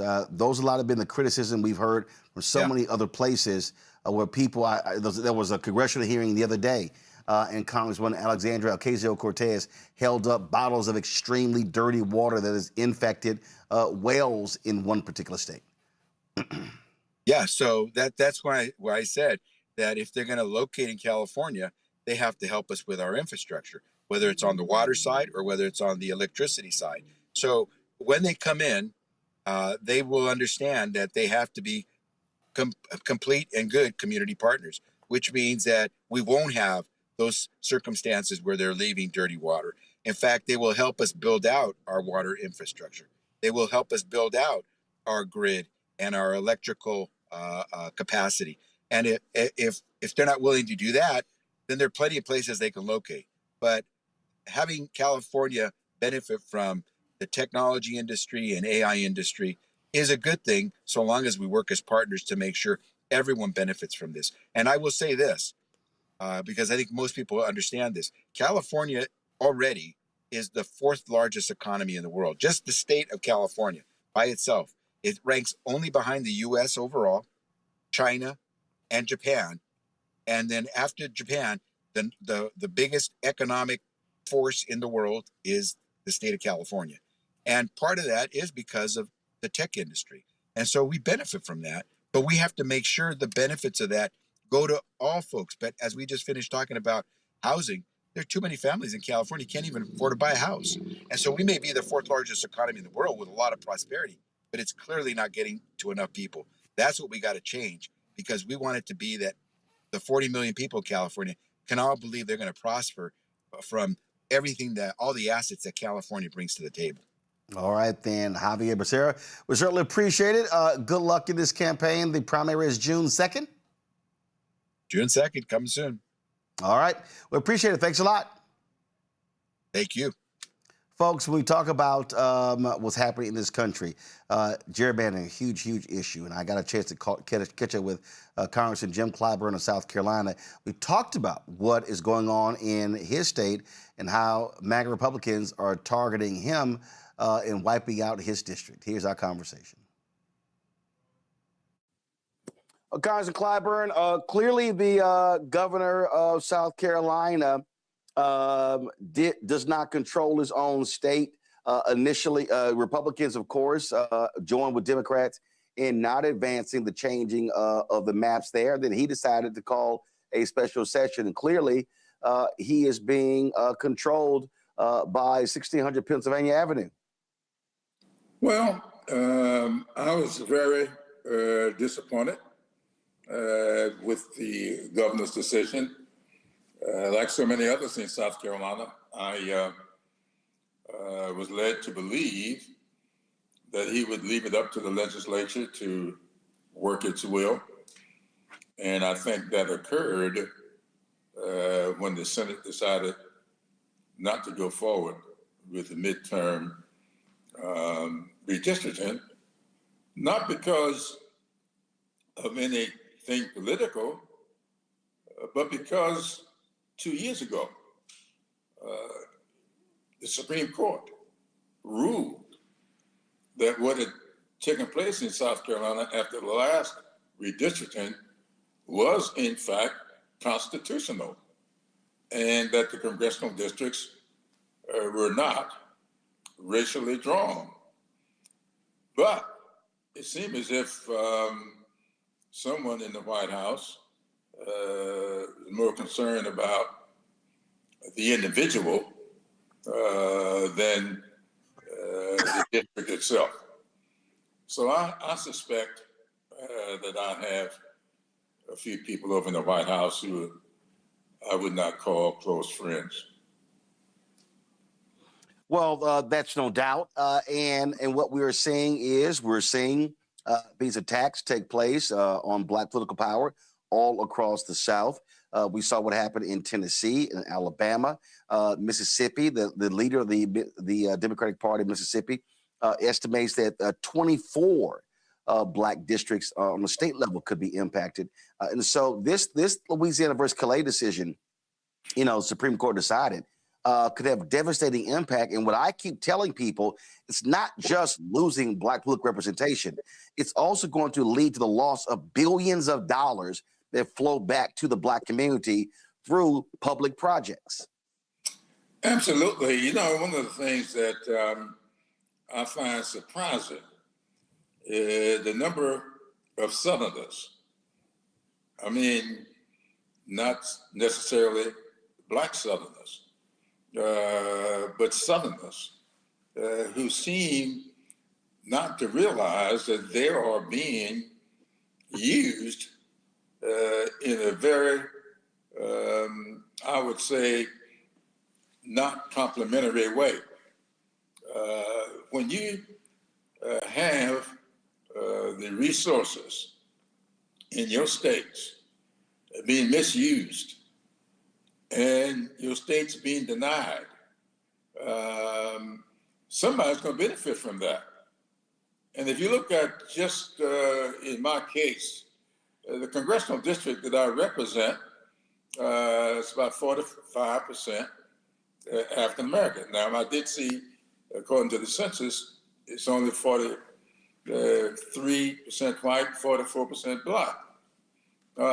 And that means that those of us who are there, who have developed a certain amount of seniority and cachet and presence here in the Congress, are able to do things in the state that a brand new person would not be able to do. And as one white Republican said to me, who are we going to replace you with? Somebody who can't find the room where the Transportation Committee meets when you're sitting there as a ranking member, and if Democrats were to take back the House, which so many people are predicting will occur, then the chairmanship of that Transportation HUD Committee that I will have will go to another state, and it would not be a southern state.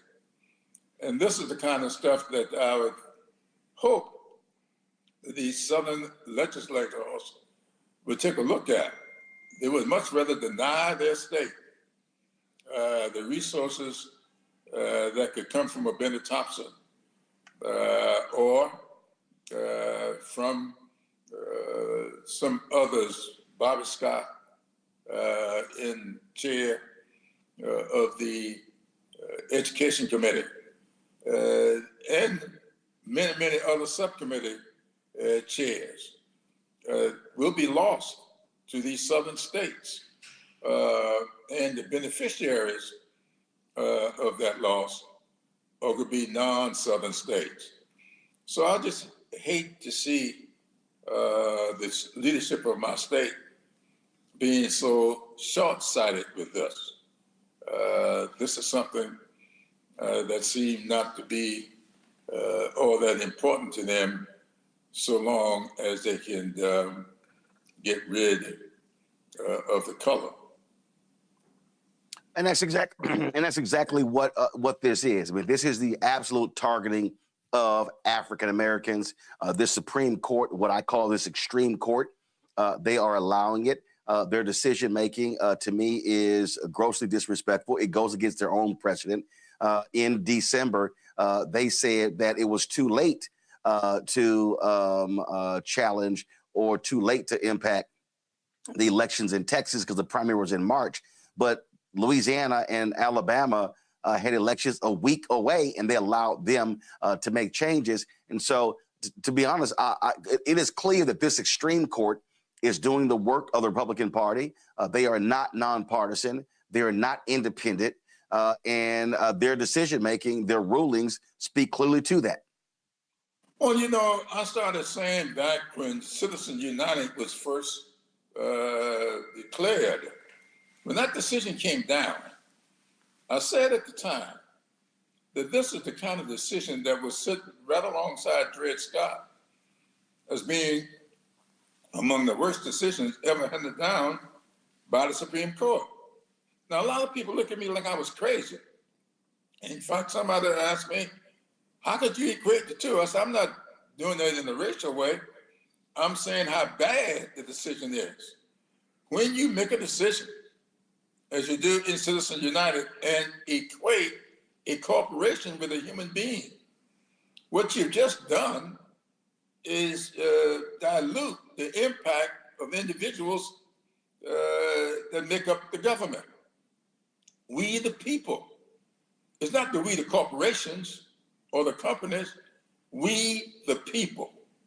And so what you've done is lessen the importance and the impact of the people, because the heads of the corporations will get the second bite out of the apple when we the people get only one.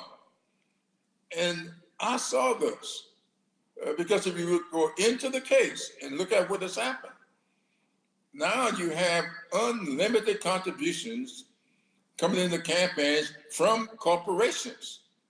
And these corporations are really impacting in a big way the result of these elections. And that's what you see when you have the President of the United States says, I oppose this person's reelection. And then all of a sudden, all of this dark money pours in there. Nobody knows where the money is coming from. All of that was allowed by Citizens United. And then that decision was followed by Shelby v. Holder when the Supreme Court said there's no more need for pre-clearance, which is allowed under Section 5 of the Voting Rights Act. It has outlived its usefulness. And so they got rid of Section 5. Another step on this road to what I call Jim Crow 2.0. Now, when the court issued that, go back and look at what Roberts said. He said, we know this may be, or something may happen. Now, I'm paraphrasing here, but all you got to look at the decision, that something may happen under this pre-clearance rule that we're getting rid of, but Section 2 is still sitting there, which will allow for a right of action if someone is injured under the absence of pre-clearance. Then they come up with this decision and get rid of Section 2. So they were taking these steps in order to get to where they want to go, and this seems to be the last step on this journey. But I suspect they'll find another one to not just deny, but to suppress.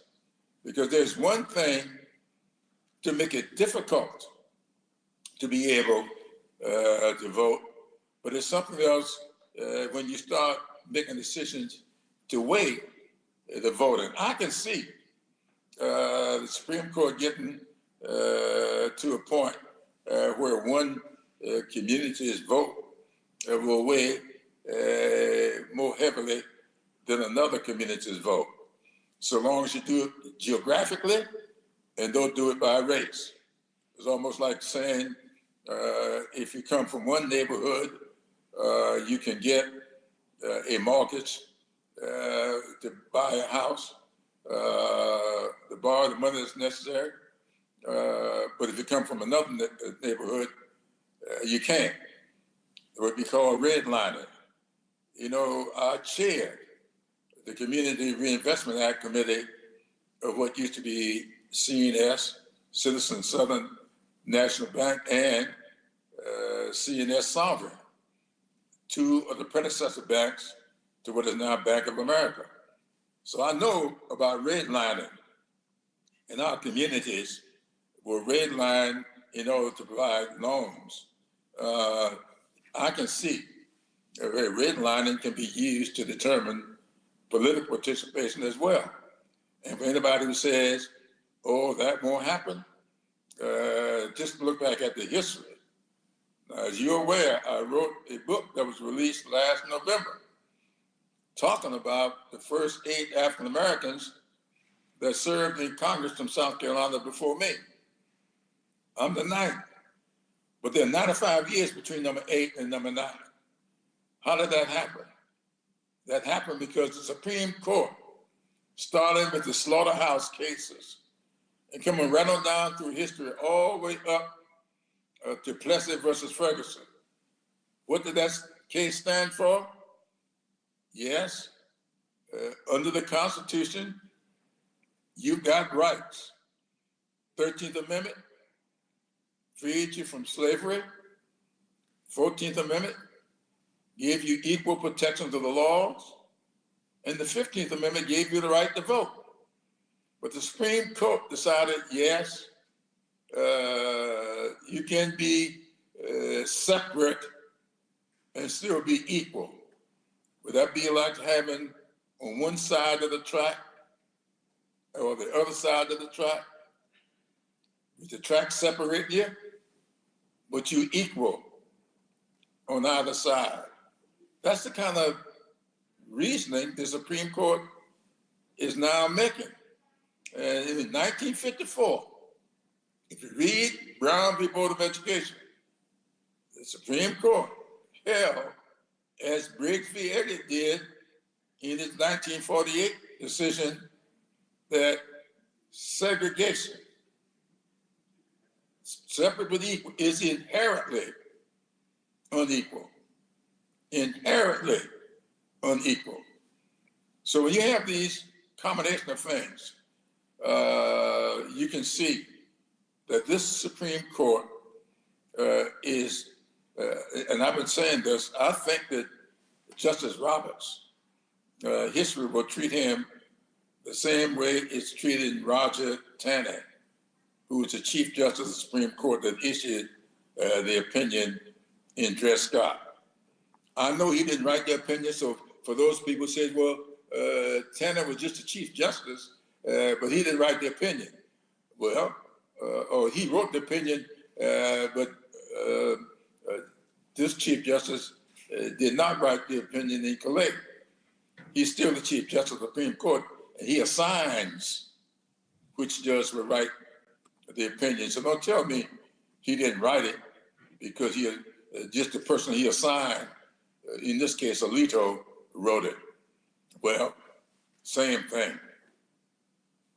Well, you made that point about, in terms of them, speaking of black voters, how race cannot be used. But clearly, it's okay for white folks. I mean, what they are saying is, hey, we got no problem if you have 65, 70, 75% white districts. And then this whole notion that, that we have to protect the interests of white voters when they've never lacked representation. Yeah, you know, that's so interesting because the congressional district that they had drawn me into, which was 45% black, that congressional district is now 75% white. But South Carolina itself is not 75% white. So it's okay for a district to be 75% white, but not okay for the district to be 45% black. That's how this works. And those are not dumb people on the Supreme Court. Man, I knew Clarence Thomas before he became a justice on the Supreme Court. And when I say I knew him, not just by name in the newspapers, I knew him. Sat down in the same rooms with him many, many times, was on the same programs with him when he was running EEOC. And before that, he was in the Civil Rights Division at the Department of Education. I know him. And so I say to people all the time, I don't speak on these kinds of things unless I know what I'm talking about. And I know Clarence Thomas.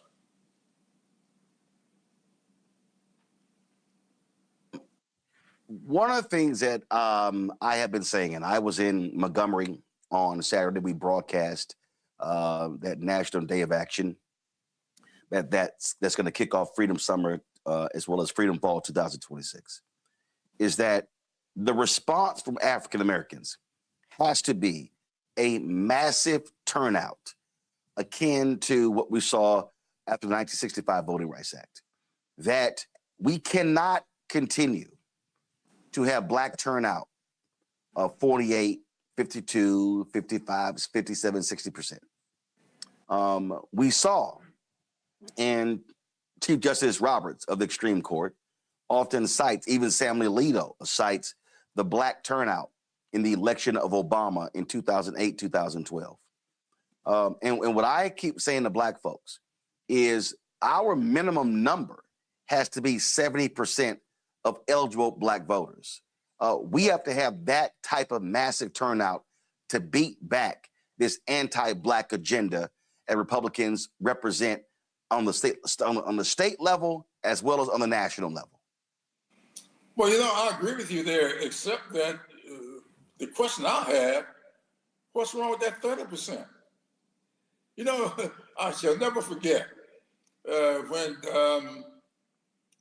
Washington, the first African-American mayor of Chicago, Harold Washington. I remember in that election, there was a precinct in Chicago. I mean, the black community was so up for getting rid of the daily machine and the prospect of electing an African-American mayor. They got so up in one particular precinct. By 3 o'clock in the afternoon, 100% of the people, everybody that was registered in that precinct had voted. Nobody was left to vote. And this is a true story. Now, I wasn't there, but I read it. And, in fact, in the election of Harold Washington, the black voter turnout total was 85% of all eligible voters. You're making my point. In this particular precinct, the precinct workers said, wait a minute, everybody has voted. They called down to the headquarters and said, can we go home? They said, no, you got to stay there because the law says the polling place must be open until a certain hour in the afternoon, so you got to keep it open. So they sat there, twiddled their thumbs until that hour arrived. The point I'm making is here, 30% to me not voting is still too many people not voting. Why should you take a pass? And let me tell you the impact of that. I think you're so like you are in most cases, because I can remember one decision you made which will haunt you for the rest of your life. But don't hate, don't start. Don't start and let youth group you in. Don't start. Okay, I know, but you get this right often, and you're right on the money here. The fact of the matter is, if you remember in 1994, when Newt Gingrich took over, became Speaker of the House, his contract on America, he unceremoniously kicked out of the speakership because he made a statement that I would never forget. And the black voters all over this country made him pay for that statement. I don't think most black people realize how and why Newt Gingrich got kicked out of the speakership. They can dress it up any way they want to. But when Newt Gingrich started making decisions like this White House is making, and when people called him on it, Newt Gingrich said something I want to remind the people today. He said, it's okay because our people will vote and their people won't. They will not turn out to vote. That's what he said. And when we turn out to vote and they lost votes in the House of Representatives, rather than pick them up in that off-year election, the leadership in the Republican Party kicked Newt Gingrich out of the speakership. Go back and look at it. That's what happened. And the same thing could happen in this off-year election if that 30% you're giving an excuse to, they turn out to. Well, I continue to say that today's Republican Party is an existential threat to Black America. And I make it clear, I've never self-identified as a Republican, as a Democrat, as an independent. I'm Black. And my deal is, when I look at the issues, when I look at who wants to freeze Black people out of contracts, who wants to cut access to food? Who wants to cut access to Pell Grants? Who are making cuts to HBCUs? Who are attacking civil rights and voting rights? Look, it's very clear. Now, while that's being said, Democrats also had some work to do because there were too many Democrats who were complacent when we were talking about the John Lewis Voting Rights Act. Too many people said, "Hey, don't pressure Biden, don't pressure Manchin, don't pressure the cinema," and folks did not go hardcore. And though this is about us demanding what should happen to our agenda, but absolutely, when I look at Project 2025, there's absolutely nothing in that report that is positive for Black people. And so Black folks had better wake up. And main thing is this here, and I say this here, and there have been people that I forgot there's some white woman who they're touting who should lead the DNC. She's all about I forgot her name. She's all about getting rid of folks like you and others saying y'all are too old. And I went after her on social media. And what I've said is, okay, 18, 39-year-olds, millennials, Gen Z, there are more of you than baby boomers and Gen X. But we just saw in Georgia, 9% of the turnout in Georgia in the primary were 18-39. 55% of those who voted, 65 plus. In the next group, 50-64. And so this generation, millennials and Gen Z, are going to have to not just complain on social media, not just talk about these things, but they are going to have to rise up and be as aggressive as possible in going to the polls. And you can't complain about folks being older who are in politicians if you're not turning out at the polls and voting. Well, thank you so much for that. I'm glad to see that you are paying close attention to that, because I've been saying to people all the time, be careful about all of this. You're too old to be here, you're too old to be there. So you're not old enough to vote? Come on. You 25 and 30-year-olds say us 75 and 80-year-olds are too old to hold office, but we're the ones that are showing up to vote. And you're not showing up to vote.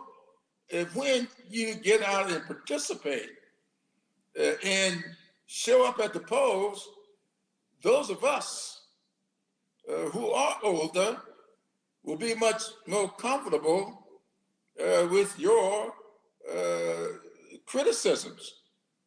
I don't take criticism too well from people who tell me they measure their support by how many hits they get on social media. I ask the question all the time, are those people following you or are they trolling you? So you can't measure that. Are you more interested in getting a headline or do you want to make some headway? These are the things that we've got to get serious about because I'm telling you, these people are not playing. When you look at what these southern states did within hours of that decision, Florida moved. They didn't wait until the next day. They were just waiting on the decision to come down. And the same day the decision came down, they moved to start dismantling stuff. And if you think they're playing, why did the governor of South Carolina change his mind? When he said he was not going to call a special session. And within hours of the House or the Senate, the state Senate, saying we are not going to redraw these districts now, within hours of that, the governor seems to have changed his mind. Why? Because these people are not playing. And we better stop fooling around because our children and our grandchildren are going to find themselves living the same existence that our parents and grandparents lived. And if you think that's not possible, why is there 95 years between number 8 in South Carolina and yours truly number 9? Because the Supreme Court was not fooling around. and we were not allowed to participate back then. Now, you know, I always say that history has a way of repeating itself, but I also followed up by saying the results do not have to be the same. And so we are repeating the history that took place after the Civil War, after Reconstruction. Are we going to sit around and let the results be the same? Or are we going to use the benefit of that education our parents and grandparents toiled so mightily to allow us to get? Are we going to use that to fight back? Or are we going to just sit around and play around with tweeting and whatever else we may do with these devices and not show up at the polls? That number you just gave on the percentage of young people, I forgot what the age range was now, but it was 18 to 39. 18 to 39 represented 9% of the total turnout. And when you look at any exit poll in this country, it's going to look the exact same way. And that is the people that vote the most are 65 plus. The second group, 50 to 64. The next group, 40 to 49. And the lowest group is the largest group. The lowest voting turnout group is the largest group by demographic. That's 18 to 39, and that's millennials and Gen Z. And Gen Alpha, they're born in 2010. Their first election is going to be 2028, and hopefully we see them turn out in numbers. But what I keep saying, that generation is going to have to accept the mantle and the call to step up. I see these people saying, oh, y'all shouldn't be asking players not to go to SEC schools. I got to remind them that civil rights workers were also 18 and 19 and 20. Many of them dropped out of college. A lot of them were kicked out of college because they chose to join the movement. So this idea that you're too young to get involved, I can't accept when that's why we had a Black freedom movement. Well, you're exactly right about that. John Lewis and I met as 19-year-old college students. He was down there in Nashville. I was in Orangeburg, South Carolina. We met on the campus of Morehouse College in October 1960. Both of us were 19 years old, and I had already spent some time in jail when I got there. And so that's why I just, I listen and I do what I can. I couldn't get down to Selma on last Saturday. I explained to the people who were hosting it that I had my fellowship that I've been doing for 11 years now, 40 to 50 young people that meet quarterly in South Carolina, teaching them about South Carolina politics, about South Carolina's history, and I meet with them quarterly, and last Saturday was my meeting date with them. And so that's why I didn't show up down in Selma and Montgomery. That's what we've got to do. We've got to recognize that young people change things in the 60s. And young people can change things now, but you aren't going to do it if you only vote 9%, 18 to 39, only 9% of the vote, or there are 9% of them voted. I don't know what that is, but that's the stuff of which apartheid is made. Absolutely. And at the Civil Rights Museum in Memphis, there's a sign that says, I never forget it. It says, all I want for my 18th birthday is a voter registration card. That has to be the mentality of this generation. Congressman Clyburn, we appreciate it. Thanks a lot. Thank you so much for having me. All right, folks, time for Black Star Network headlines with Brittany Noble. The Trump administration is losing another member. Tulsi Gabbard told President Donald Trump of her decision to resign from her role as Director of National Intelligence during an Oval Office meeting today.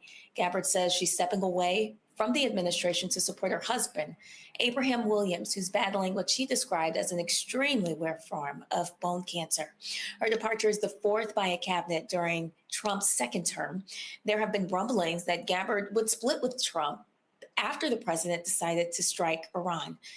Gabbard, a veteran and a former Democratic Congresswoman from Hawaii, is known for her opposition to foreign wars. This stance has put her in a difficult position, particularly since the U.S. joined Israel in launching attacks on Iran February 28th. Her final day in the position is expected to be June 30th. And a 7-year-old Black girl has died after police reported that she was tortured to death by 3 generations of white women in a Long Island home. The Suffolk County District Attorney's Office indicted 50-year-old Emily Kelly, her 75-year-old mother, Barbara Renner, and her 24-year-old daughter, Alyssa Seymour, with the death of Jordan Duncan. According to reports, Jordan was placed in the care of her father's fiancé in December of 2024. The fiancé gained full custody and guardianship in April of 2025. While the father was incarcerated, police say that Jordan was terrorized by all 3 women in the home between January and June of 2025, during which time she missed 40 days of school. In late December of 2025, Kelly called 911 to report that Jordan was in cardiac arrest. When the paramedics arrived, the child was unconscious, and she later died at the hospital. Prosecutors indicated that the autopsy found Jordan had suffered 90 stab wounds, and her cause of death was determined to be untreated infection from these wounds. Kelly's attorney claims that the wounds may have been self-inflicted. Kelly was indicted for murder, reckless endangerment, unlawful imprisonment, and endangering the welfare of a child. And Kelly's mother was indicted for manslaughter, while Kelly's daughter was indicted for unlawful imprisonment. An up-and-coming basketball star from Illinois had his life tragically cut short while riding in an Uber. 18-year-old Demarion Johnson, along with his Uber driver, Jansen Cho, were shot and killed on Chicago's Garfield Park neighborhood. The incident occurred around 8:30 p.m. May 7th when a gray SUV pulled alongside their vehicle and an occupant inside opened fire. Johnson was a talented high school basketball player who was on his way home from the gym and just days away from committing to a college on a full-ride scholarship.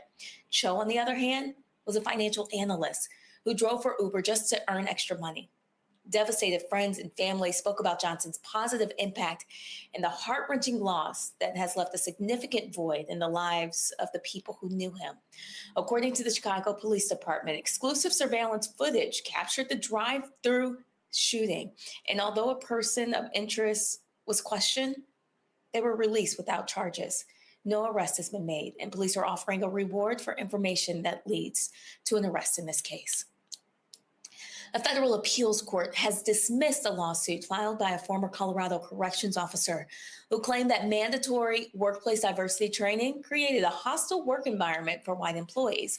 Now, the case, Young versus Colorado Department of Corrections, involved former corrections officer Joshua Young, who said that the department's equity, diversity, and inclusion training unfairly targeted white individuals and made him fearful of being accused of racism.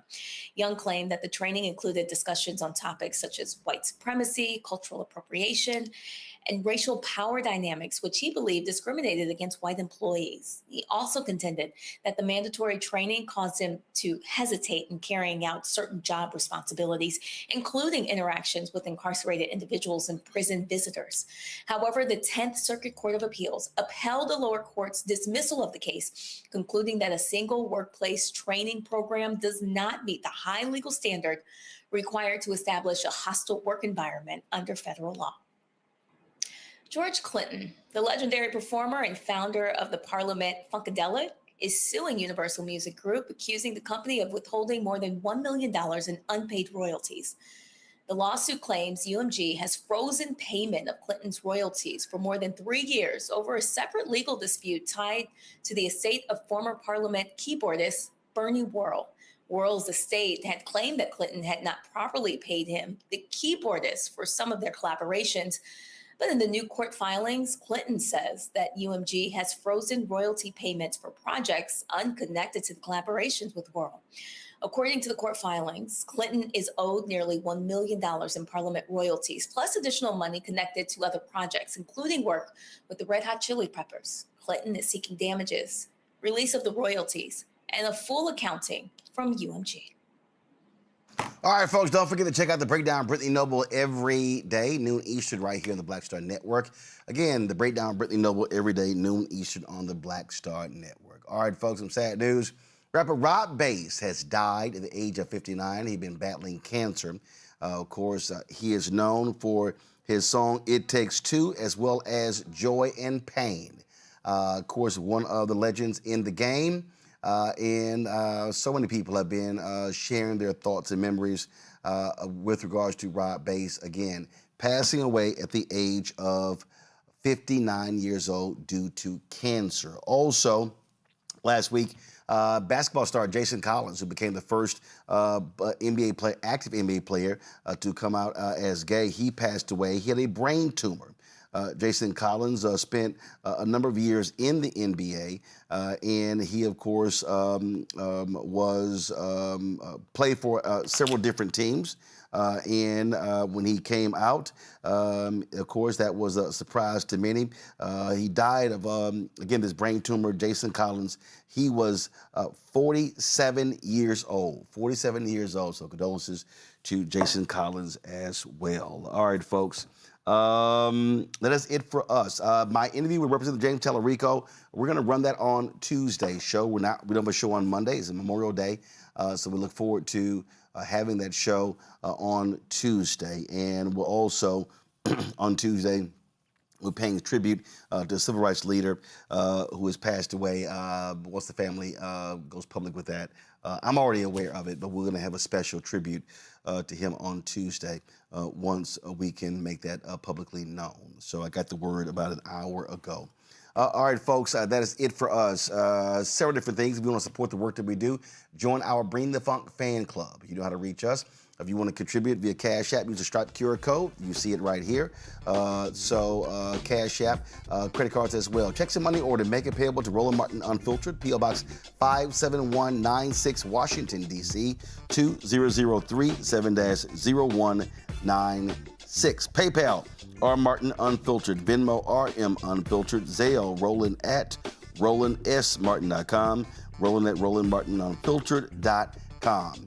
Download the Black Star Network app, Apple phone, Android phone, Apple TV, Android TV, Roku, Amazon Fire TV, Xbox One, Samsung Smart TV.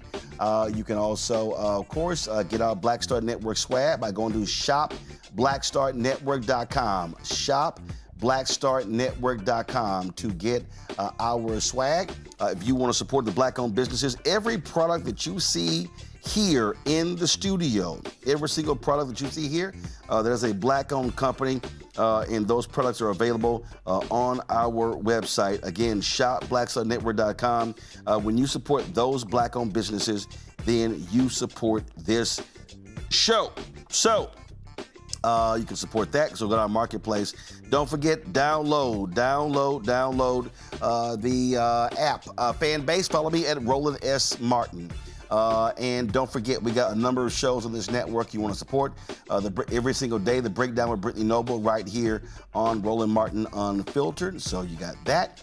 Then, of course, you also have, every Tuesday, Balanced Living with Reverend Dr. Jackie Hood Martin.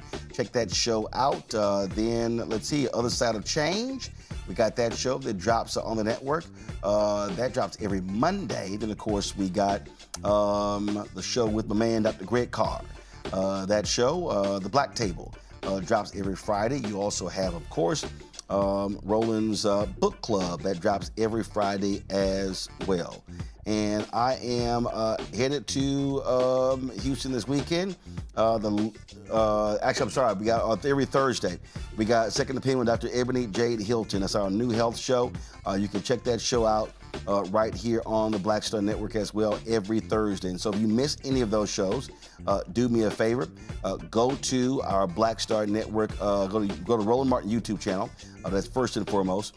Or you can, of course, go to our Black Star Network app. And so We look forward to that. And so there you go. So get all of that. Hey, don't forget, do me a favor this weekend. Remember our veterans.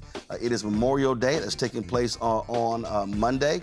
A lot of our folks, of course, paid the ultimate sacrifice for this country. And so that's taking place. I'm going to be in Houston this weekend, headed to H-Town. The last of my nieces and nephews graduates from high school. That's right. My nephew Christopher, my brother's son, my little man, he is graduating from high school on Sunday.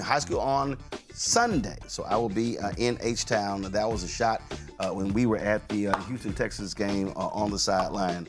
And so looking forward to celebrating his graduation that's taking place on Sunday. So this is probably my second favorite photo of Chris. This is probably my favorite one. I had this, y'all know I got all these old funny little hats. And so I had this court gesture Houston Texans hat. And Chris decided he wanted to take my hat, so I had to buy a second one. And so we were traveling to the game, and we were in the back seat, and he was in the back seat, and I took this photo of my little man. So he turns 18 years old, first of all, and graduation's on Sunday. So looking forward to it. All right, y'all, that's it for us. I will see y'all Tuesday right here, Roland Martin Unfiltered on the Black Star Network, as we do every Friday. We show you all the names of the people who donated to our show. And we appreciate more than 47,000 people that contribute to our show. And so we appreciate all that they have done. And don't forget, those of you who are looking to save on Medicaid, do me a favor, call the folks at Chapter. Call the folks at Chapter at 724-264-8281, 724-264-8281. Again, the number is 724-264-8281. That's it. I'll see y'all on Tuesday. Holla!